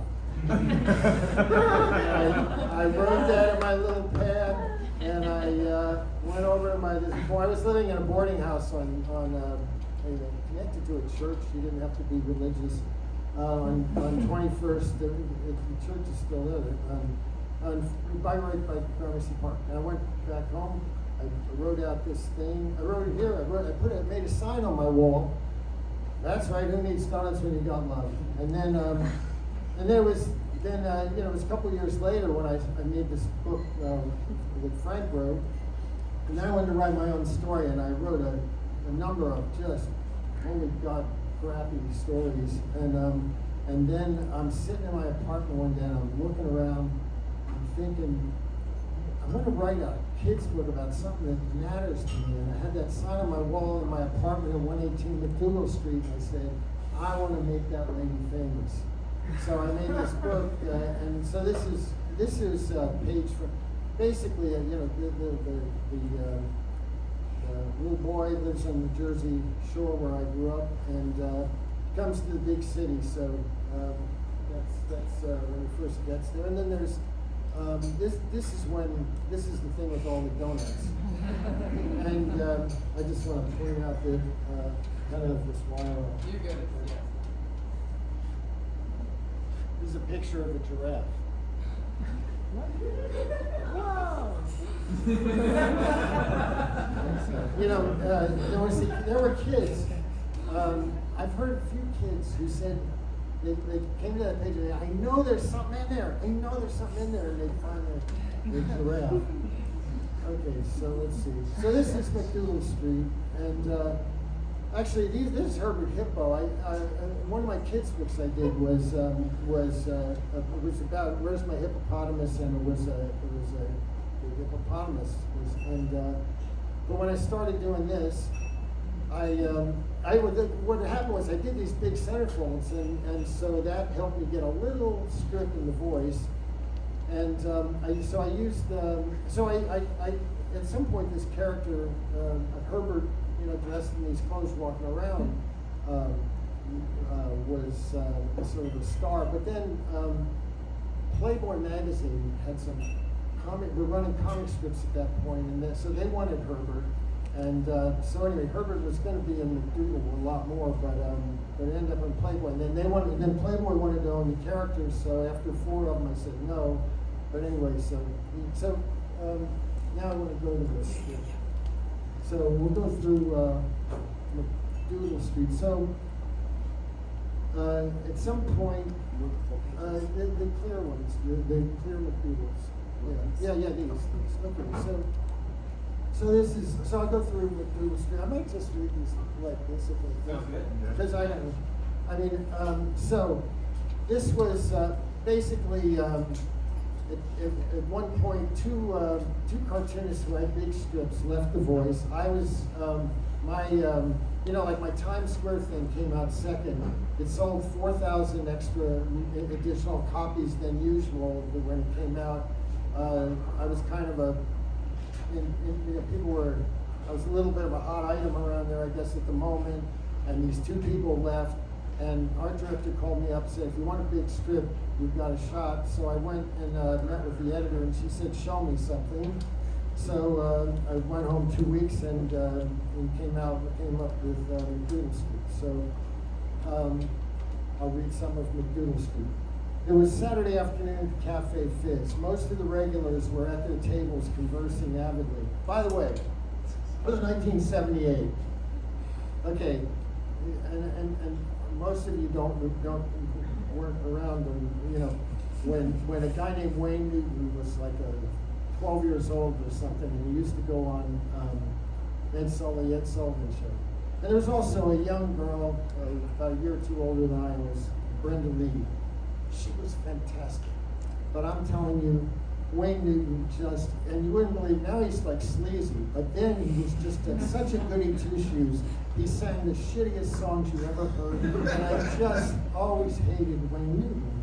I didn't know he was a Republican. This was 1978. Jimmy Carter was the president, okay? I didn't know conservative. That hadn't happened yet. Ronald Reagan was thought of as a crazy person who was going to blow up the world. Okay, so that's just a little bit of background about this. The love interest in this script eventually is named Brenda. But it was Saturday afternoon at the Cafe Fizz. Most of the regulars were at their tables conversing avidly. I swear, I don't understand that woman. Every time I throw a chair through a window, she gets hysterical. Please move your giraffe, I'm trying to get through. And then this woman is saying, then I start to feel open, then he gets scared, so I get defensive, then he gets angry, then I feel hurt, so he feels guilty, so I get sympathetic, so he gets childish, then I get annoyed, then he gets mad, so I yell, then he feels hurt, and I feel guilty, so he tries to manipulate me, so I start screaming. In one corner, oh, by the way, and each strip had a little name, a little thing, like McDougal Street, the athletic comic strip, so I put a different one at the top. I wanted to play with the form of a comic strip. That's why I made these borders and whatever. I just wanted to see kind of what was possible with a comic strip. In one corner sat Malcolm Frazzle, the young freelance poet struggling over his latest contribution to Dishwasher Monthly. And you can really feel his torment here. Hands reaching into sudsy water, slaughter, daughter, water. Hands reaching into watery suds, duds, buds, crumbs. Hands reaching into soapy liquid, rid, squid. At another table, Gustav Ronto, the bitter, unrecognized genius, was finishing his 14th cappuccino and ordering another to the dismay of his wife, Cora. More! Honey, please stop. You've had enough. You know how crazy they make you. By the front door stood Esther, the waitress, greeting incoming patrons and enforcing the cafe's simple dress code. A long tradition of established years before to preserve the proper atmosphere for a bohemian hangout. Most customers knew of the regulations and complied without incident. So gentlemen are required to wear a beard, or long mustache, neckties are prohibited, and they have a beard rental if you don't have a beard. It had seemed like a typical Saturday until 2:47 p.m. When a bald-faced man burst into the cafe wearing 8 neckties and refusing to rent a beer. He was followed by several others. They commandeered a table and sat down. Please remove your ties, sir. Nothing doing, sis. Esther looked out the window and saw that the cafe was surrounded by wild, angry demonstrators, chanting loudly and flaunting a large banner in the form of a striped necktie, symbol of the Conservative Liberation Front. Yeah, I don't know if how many where there was something called the National Liberation Front that was fighting us in Vietnam. Okay. In our last episode, the Conservative Liberation Front, a loose coalition of businessmen, tourists, and Wayne Newton fans, was staging a demonstration at the Cafe Fizz, protesting its dress code. Fred Mello, owner of the cafe, tried to reason with the demonstrators, but was foiled by a gap in communication. Man, like, you don't have to get so heavy about this. I wouldn't talk, sonny boy. You got a bit of a paunch yourself. Suddenly, the spokesman for the CLF began reading the group's 3 non-negotiable demands. We demand of the Cafe Fizz that it 1, allow neckties, 2, abolish the requirement that men wear beards, and 3, include in its background music at least 5 hours per day of Wayne Newton records. There are certain remarks that are better left unsaid in the presence of passionate Wayne Newton fans, but fate chose at that particular moment to elicit one particular remark from the mouth of Malcolm Frazzle. Wayne Newton records? I'd rather listen to the sound of wild boars being vivisected by a psychotic orangutan. Needless to say, these words did not endear Malcolm to the 3 Wayne Newton fans among the crowd. And so, despite his pressing deadline, he had little choice but to gather his papers and scramble out of the cafe, hotly pursued by those he had offended. Kill him! Optional panel, not required reading. This is figure A, Wayne Newton record, figure A, object of pleasure for Wayne Newton fans, figure B, but a source of displeasure for Malcolm Frazzle, freelance poet. Question, why can't figures B and C live in harmony? This morning while brushing its teeth, maybe I shouldn't go, I mean, I don't have that much time. It was which section? All right.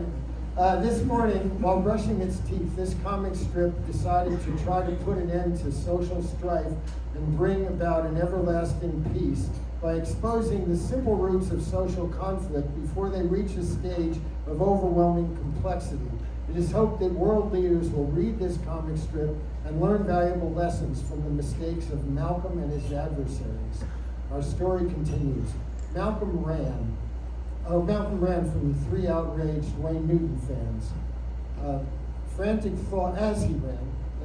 thoughts raced through his mind.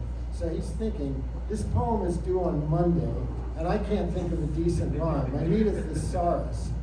But I ought to read something on self-defense. So Malcolm went to a bookstore. Oh no, there's not even a table of contents. He's reading a karate manual. Oh no, there's not even a table of contents in this thing, and the illustrations are difficult to understand. And the owner says, this is not a library, sir. Please do not read the books unless you intend to make a purchase. So he's crossing the street. He says, I can't write like this. I need better working conditions. Finally, he caught a bus and temporarily eluded his pursuers. It was on that bus that Malcolm met Helga. So Helga says to him, your eyes have good radios. Huh? I said, your eyes have good radios. I can hear them. It's a rare gift. You should be grateful. Oh, thanks. Meanwhile, back at the Cafe Fizz, members of the CLF broke into the kitchen and began pouring ketchup on the cheesecakes. Okay, this is Medulla Street, the Thoughtful comic strip. In 1972, Walter Bugle, retired hardware store owner, sat next to Esther Dipple, a librarian, on a bus ride from Trenton to Pittsburgh. Now those 1/4-inch bolts, they were big sellers. I can hardly stock enough of them. And then she says, how interesting. Of course, in my field, the best-selling books are not always the best in literary merit. And he says, yep. Then we had these 1/2 inchers. So, never met again. On another occasion, Amy Blister and June Gargoyle sat together on a bus from New York to Woodstock. So she says, Amy says, my moon is in Libra and my son is home in bed. And then June says, oh wow, that indicates strong maternal qualities and tendencies. Never met again. However, when Malcolm Frazzle met Helga Parsnip on a crosstown bus on that fateful Saturday, destiny had more in store for them than a single fleeting encounter. Your eyes have the best radios I've heard in years. There was no accident that you sat next to me. I ought to give you a reading. So Helga reaches into her bag. With that, the old woman reached into her stuffed shopping bag and pulled out an empty whiskey bottle. Placing her her left palm gently on Malcolm's ear, she peered into the bottle and began to tell him about his life. Grew up in the suburbs, eh? Liked cowboys, small family. Suddenly, Malcolm felt himself floating. He could no longer see the bus, but was surrounded instead by vivid images of his past.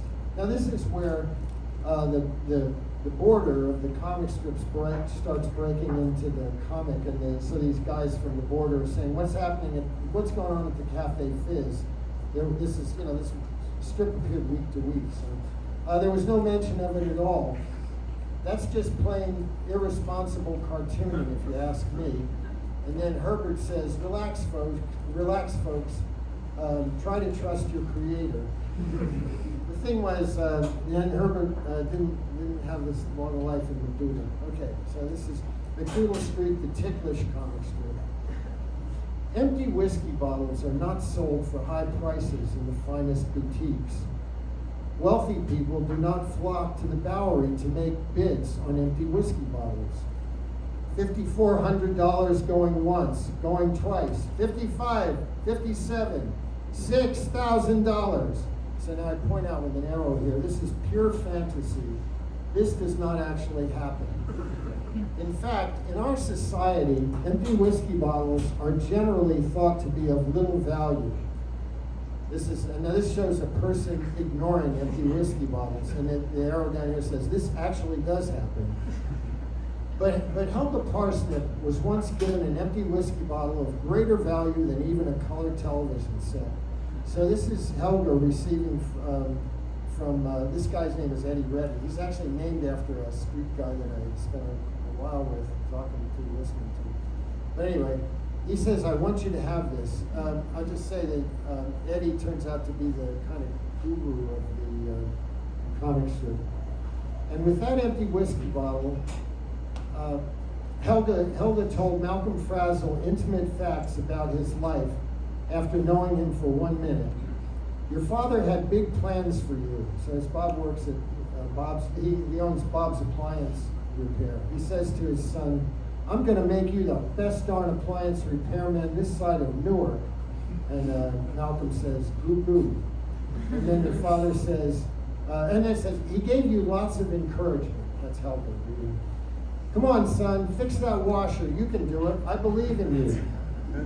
And then suddenly, this is where the characters start of the border start interfering with the comic strip, and Herbert has to really calm them down. But meanwhile, time after time, Malcolm disappointed his father, and Helga's telling him about this. No, son, the fan belt connects to the motor. No, over there. And Malcolm says, gaga. And then this is where the cartoonist is basically with whiteout threatens the border. He's going to shut them down if they don't stop interfering with the story. So then I should probably not keep do every little thing. But this is so Helga keeps reading this thing. This cheerleader is Brenda Funn, who Malcolm was in love with in high school. Helga is reading in the reading Malcolm's fortune, seeing it in the bottle. He says, basically deep inside he felt like a failure because he couldn't repair a washing machine. And that feeling lay buried in you until high school when you fell in love with Brenda Funn, captain of the cheerleaders. More than once, you tried to call her for a date, but each time you were paralyzed by your secret shame. What if she finds out I can't fix a washing machine? In the meantime, Brenda began dating a popular jock. So Brenda asked him, will you be at the football rally? And he says, of course I will. I like to support athletics. So, and then Malcolm writes this poem about Brenda. So this is, I'll just sort of jump around a little bit, but this is basically, our story continues, and, but he's on the bus, and then when the bus stops, the Wayne Newton fans catch up with him, and so he has to get the hell out of there. And so let's see. He says that's enough for now. When Malcolm came out of his trance, Helga says to him, "How do you like that, kiddo? Bet you thought I was just some crazy old lady." And so anyway, what happens is, okay, so anyway, in this strip, though, you get to personally meet and shake hands with Malcolm Frazzle. All you need is an X-Acto knife, and I instruct you how to, you cut on the dotted line, and you can fold his hand out and shake hands with him. And this strip just begins with, this is the evolving comic strip. Miss Bitely taught second grade. She used to bite the heads of students who used incorrect grammar. Despite its fear of Miss Bitely, this comic strip would like to switch from past to present tense for the next two panels to allow the reader to experience each thrilling event with maximum intensity. So I switched tenses there. Okay, this is Gustav. So Gustav Ranto. So this is on this side. That's a painting. This is a painting by Gustav Ranto, and this is what he does for a living. Hey kids, he sells sugar wasties, and he works for an ad agency. Between these two sides of his life, he straddles a dark, empty pit. From 9 to 5 each weekday, Gustav surrendered his wild spirit to the confining disciplines of gainful employment. At the end of each day, when the beast within him could barely be contained, he would rush home and release his wild passions on canvas. Then he would stare at the timeless truths he'd captured. Soon the world will recognize my genius.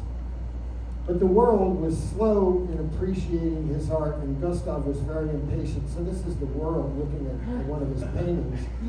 That's nice, but it wouldn't go with my wallpaper. On one particular Saturday, with frustration weighing upon him like a dying elephant, he sat in the Cafe Fizz, drinking cup after cup of cappuccino until the caffeine overpowered him.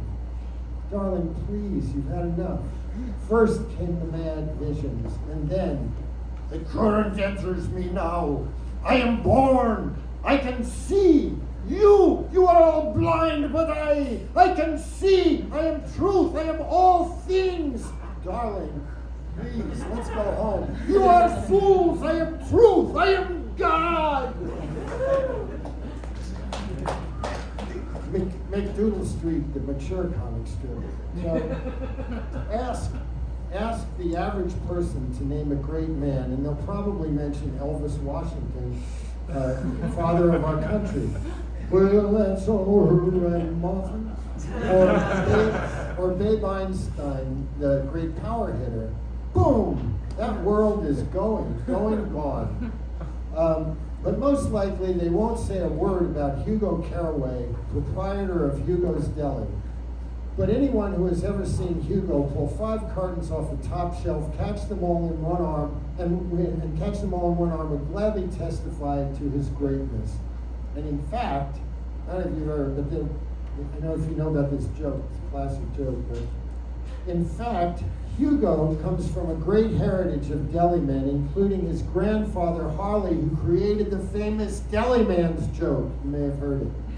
One day, when a customer, deli men everywhere use this joke, at least they used to.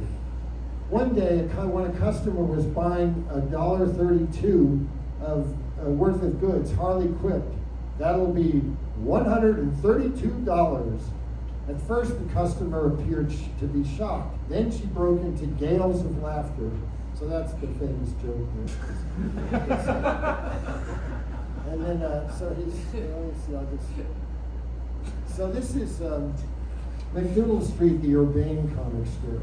Inside of this jar is a set of dentures. Inside of this man is a poem. To extract the dentures from the jar, one needs simply unscrew the lid and take them out. To extract the poem from the man, however, is a far more complex procedure. We might liken it to the task of a warrior in battle, or the slaying of a ferocious mythological figure. But the foe of the poet is far more treacherous, while outwardly appearing innocent. The invisible horrors it can evoke have brought destruction to many a delicate psyche. We speak, of course, of the blank sheet of paper, whose awesome power is known with painful clarity by that person who would deign to write poetry. But that person comes prepared. He knows in his first attack that he will be thrown back upon himself. He knows that he will have to face the darkness of his inner being. He knows he must endure the storms of his soul and wrestle with wild verbiage in bleak linguistic jungles. But he is willing, because he has no choice. His life has offered him no greater meaning than the satisfaction of writing poetry, to which end he is willing to sacrifice all. So he's struggling again, hands groping in the dish-filled sink, ink, think, wink, stink, etc. What drives a man to write poetry? So hurry up. I have a deadline. And then this guy says, is it a passion? Is it a calling? Is it an obsession? This guy says, looks like a giraffe to me. But anyway, so Malcolm quits his job earlier on, quit his job as a file clerk. By the way, I know that from bitter experience. I was a file clerk at something called the American Kennel Club. So you see this? So it's like little file cards. This Fifi, Fifi, Fifi, Fifi, till you get to 20, and that's Fifi La Rue, Fifi La Rue, Fifi La Rue, the Beauregard, Fifi La Rue, the Beauregard, Fifi La Rue. So anyway, so Malcolm is trying to write this poem, and he's just having a hell of a time. And suddenly he was overcome by dark thoughts. He fell to the floor and began hearing voices of people he had known who had not loved him. So this is a guy from high school. Hey, Fraser, you chump. So he sits out cold on the floor in the deli, and Helga arrives, Helga had given him a receipt from the deli. That's how he got to the deli. So Hugo thinks he's dead, but Helga says he's not dead. He's in a trance. I can see him rising. So basically, what happens is they listen to Malcolm. Malcolm is lying there on the floor, and anyway, basically he starts kind of telling me what he needs, and he says, because I'm trying to skip along. He says, cover me with dishes. I must feel their weight against me. I must know their surface. Pile them high upon me. Soak me in dishwater. Lay sponges on my forehead. Pour detergent in my shoes. Let me know dishwashing as few before have known it. So they pile all these dishes on him in the dishwasher. Then the young poet became silent. For several hours he lay in perfect stillness under the dishes while Hugo grew increasingly anxious. I don't like this one bit. I think he's in a coma. And Helga just says, be patient. And then in the end, he rises. And that, so I don't, let's see. Okay, so we missed the part where he writes the poem. I guess it's not here. So, okay. So, but anyway, he writes the poem. So then they have to deliver the poem. So basically, They, let's see. Okay. Well, basically, okay. He has to deliver the poem. The old man, Eddie Reddy, the guy on the street there, Helga's guru, he prophesies that she will meet Malcolm, and he gives her a baseball card. It's a baseball card of Duke Snider. Duke Snider had been Malcolm's favorite baseball player. He had played center field for a legendary team called the Brooklyn Dodgers, which is believed to have existed sometime around the 4th century BC. So anyway, and later that card serves a purpose. But then, so Hugo and Malcolm go to try to get to deliver the poem on time. It was getting late. There was a poem to deliver without delay. And so Malcolm and Hugo set sail on the great sea of humanity that flooded the city each week during rush hour. So when the city becomes like, and this bus, the great white bus that pissed off Hugo. That's one time. So he sees the great white bus and then he gets distracted. So anyway, this was, I just read a little bit of this one. This is McDougal Street, the uncompromisingly ambivalent comic strip. Rob Thomas had 5 brains. He was an Eagle Scout, football captain, and valedictorian. He had master's degrees in physics, economics, and market research, and a PhD in jogging. When Rob left college, the business world awaited him with open arms. And then basically, there's this other fellow, Brian Fogg, who the world didn't work like that for him. I don't know that. I gotta skip around. Anyway, at the end, Malcolm, Malcolm didn't appear for a couple of weeks here. So then in the bottom there, that's me. I'm managing the comic strip, and that's Malcolm, and he's saying to me, "Hey, Coach." That's the dugout of the comic strip. So he said, "Hey, Coach, I thought I was the star of this comic strip. You are frazzled, but I have to rest you once in a while." So this is about Rebecca the cow is the deity of McDougal Street. Mike, let's see, we're exhausted. Well, how's my time? I gotta. It's funny. We got time. I don't want. I want. We got like 10 more minutes. Okay, so I'm gonna move along a bit, and then I wanted to read some of another comic strip that I did after this. The comic strip became a character in the comic strip.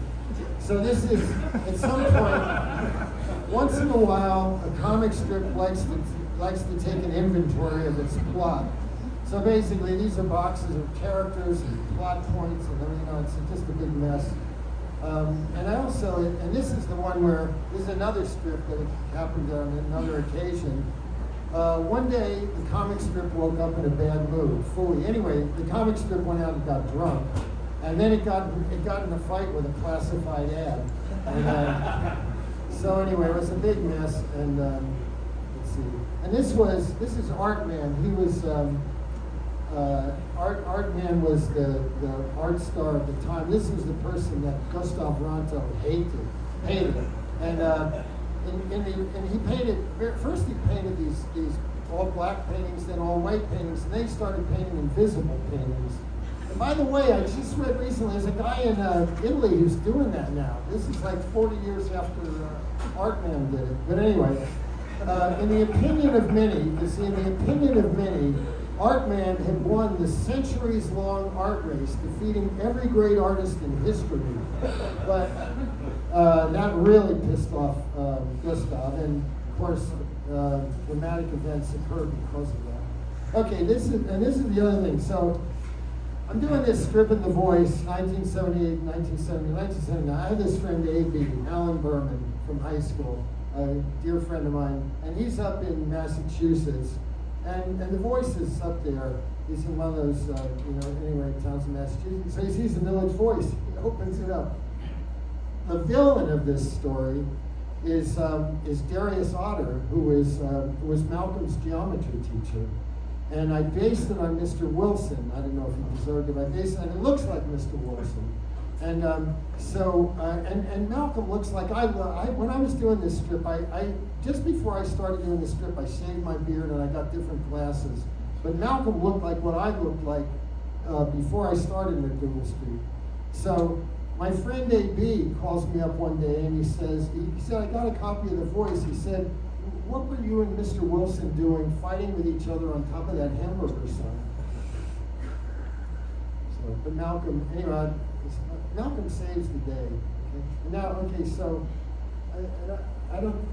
what? Do you want to do the? I should do. Well, I could do the. I can't get to it on this. Okay. Yeah. Sure.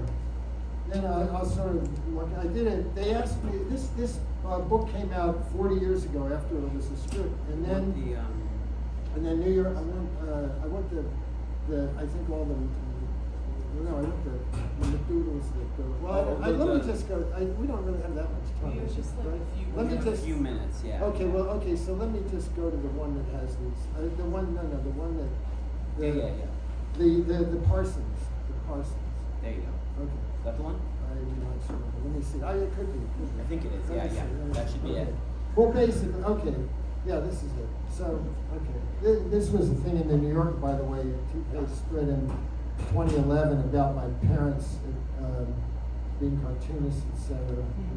But anyway, okay, what happened? So I did McDougal Street for a year and a half, and it was going to be a book, and it was a book, and 40 years later, whatever it's been years later, in 2019, New York Review Comics reprinted it. It's over there, and they asked me to do an addendum. I did so it's in a nice hardcover, and I did an 18-page addendum that told how come McDougal Street said it was coming back, but it never came back. And basically, I just kind of wore out on it, and it was like week to week to week to week, and I wanted it to be just how I wanted it to be, and it kind of took over my life. And so I was kind of burned out, and I didn't really know what I was going to do. And then just the exact day that I handed in all the stuff of the book, in that very hour I was delivering it, my father died. And I was very close to him. And so anyway, I was in a whole other space for about 6 months. I had told the editor of The Voice I wanted to take a few weeks off. I ended up away for 6 months. He said, you're welcome back. You want to come back anyway. So what happened was, I basically started doing this very experimental strip. I'll really try not to, I can't go on and tell you too much about it, but this thing right here, I think I have it large. This was on the cover of The Voice when I returned. I was basically, I had become kind of afraid of, like, what if I write a bad joke? What if, the world turns on me? And then, and that kind of tightened me up. That made me not want to do McDougal either anymore.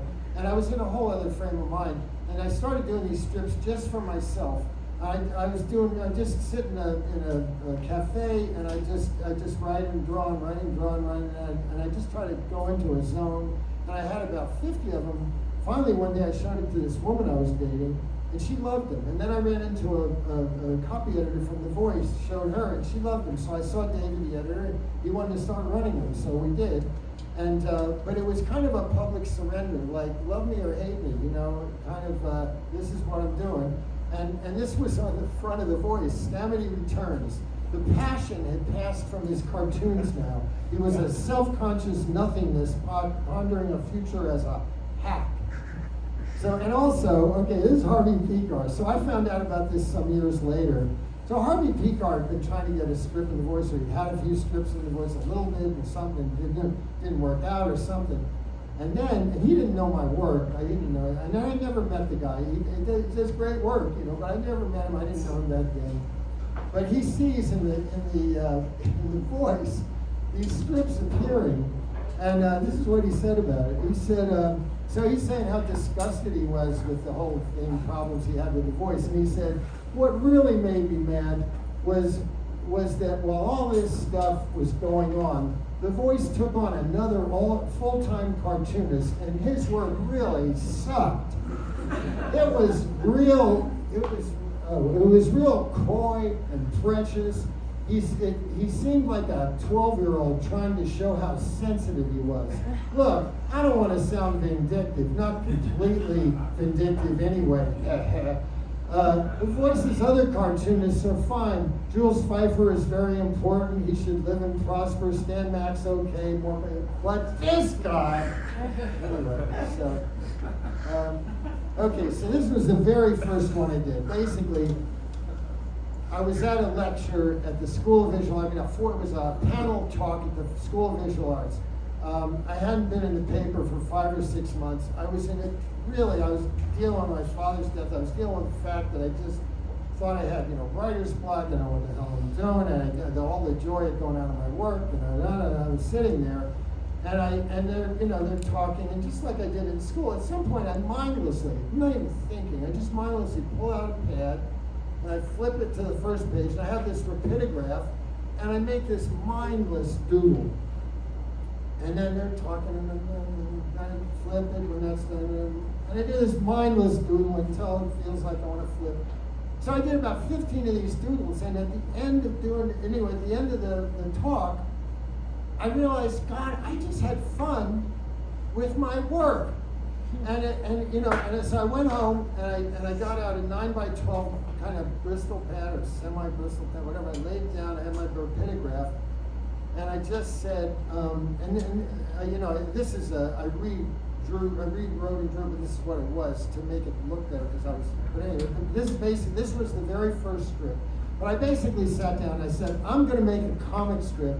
I don't care if it's funny. I don't care if anybody likes it. I don't care if it's not stupid.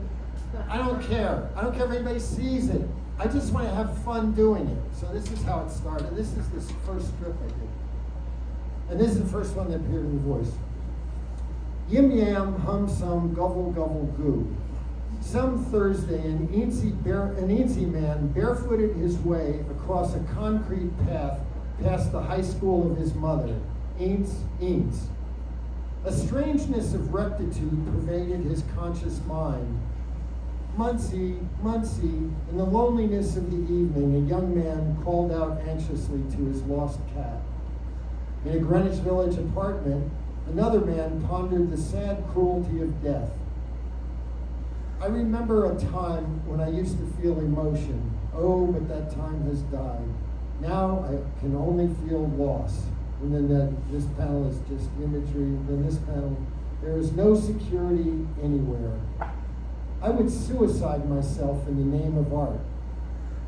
Increasingly, he became unsteady. He sought to search as an artist, in quotes.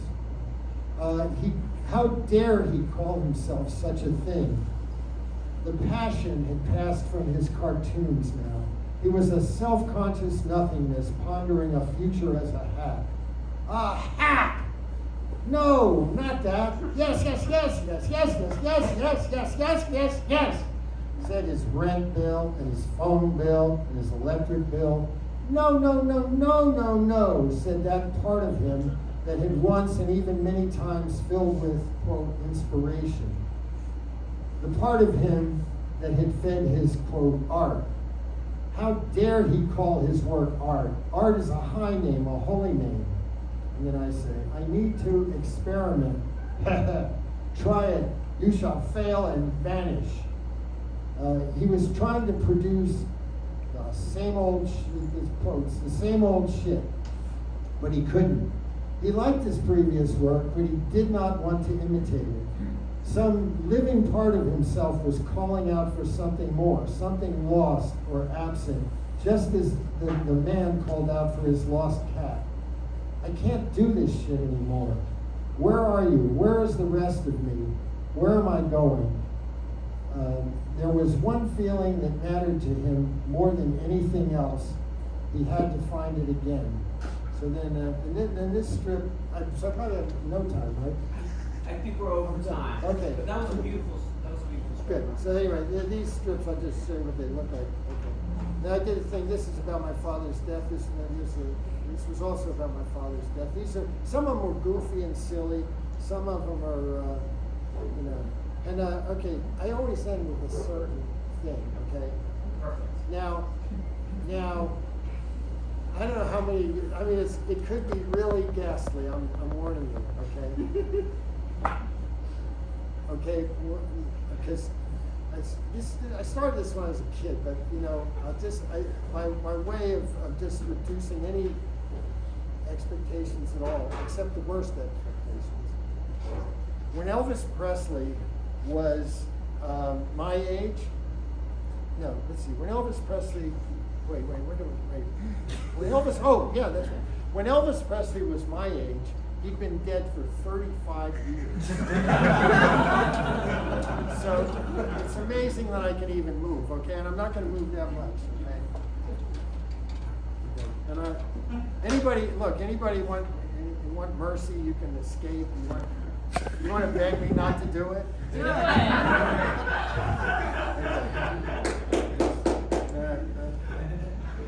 Don't encourage me too much.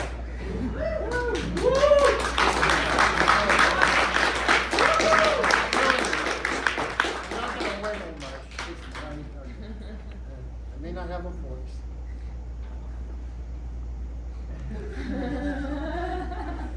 Oh, bless my soul, what's wrong with me? I met you like a man on a fuzzy tree. My friend said I might be getting white as a bug. I'm in love. I'm up a should go. Yeah, hey, when my hand is shaking and my knees are weak, ain't seen standing on my own 2 feet.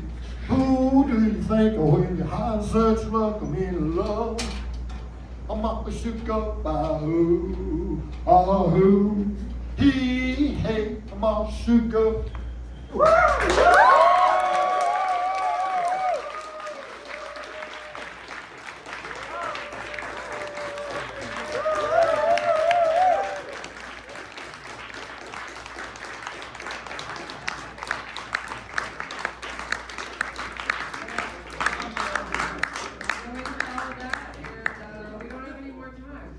Thank you so much for staying.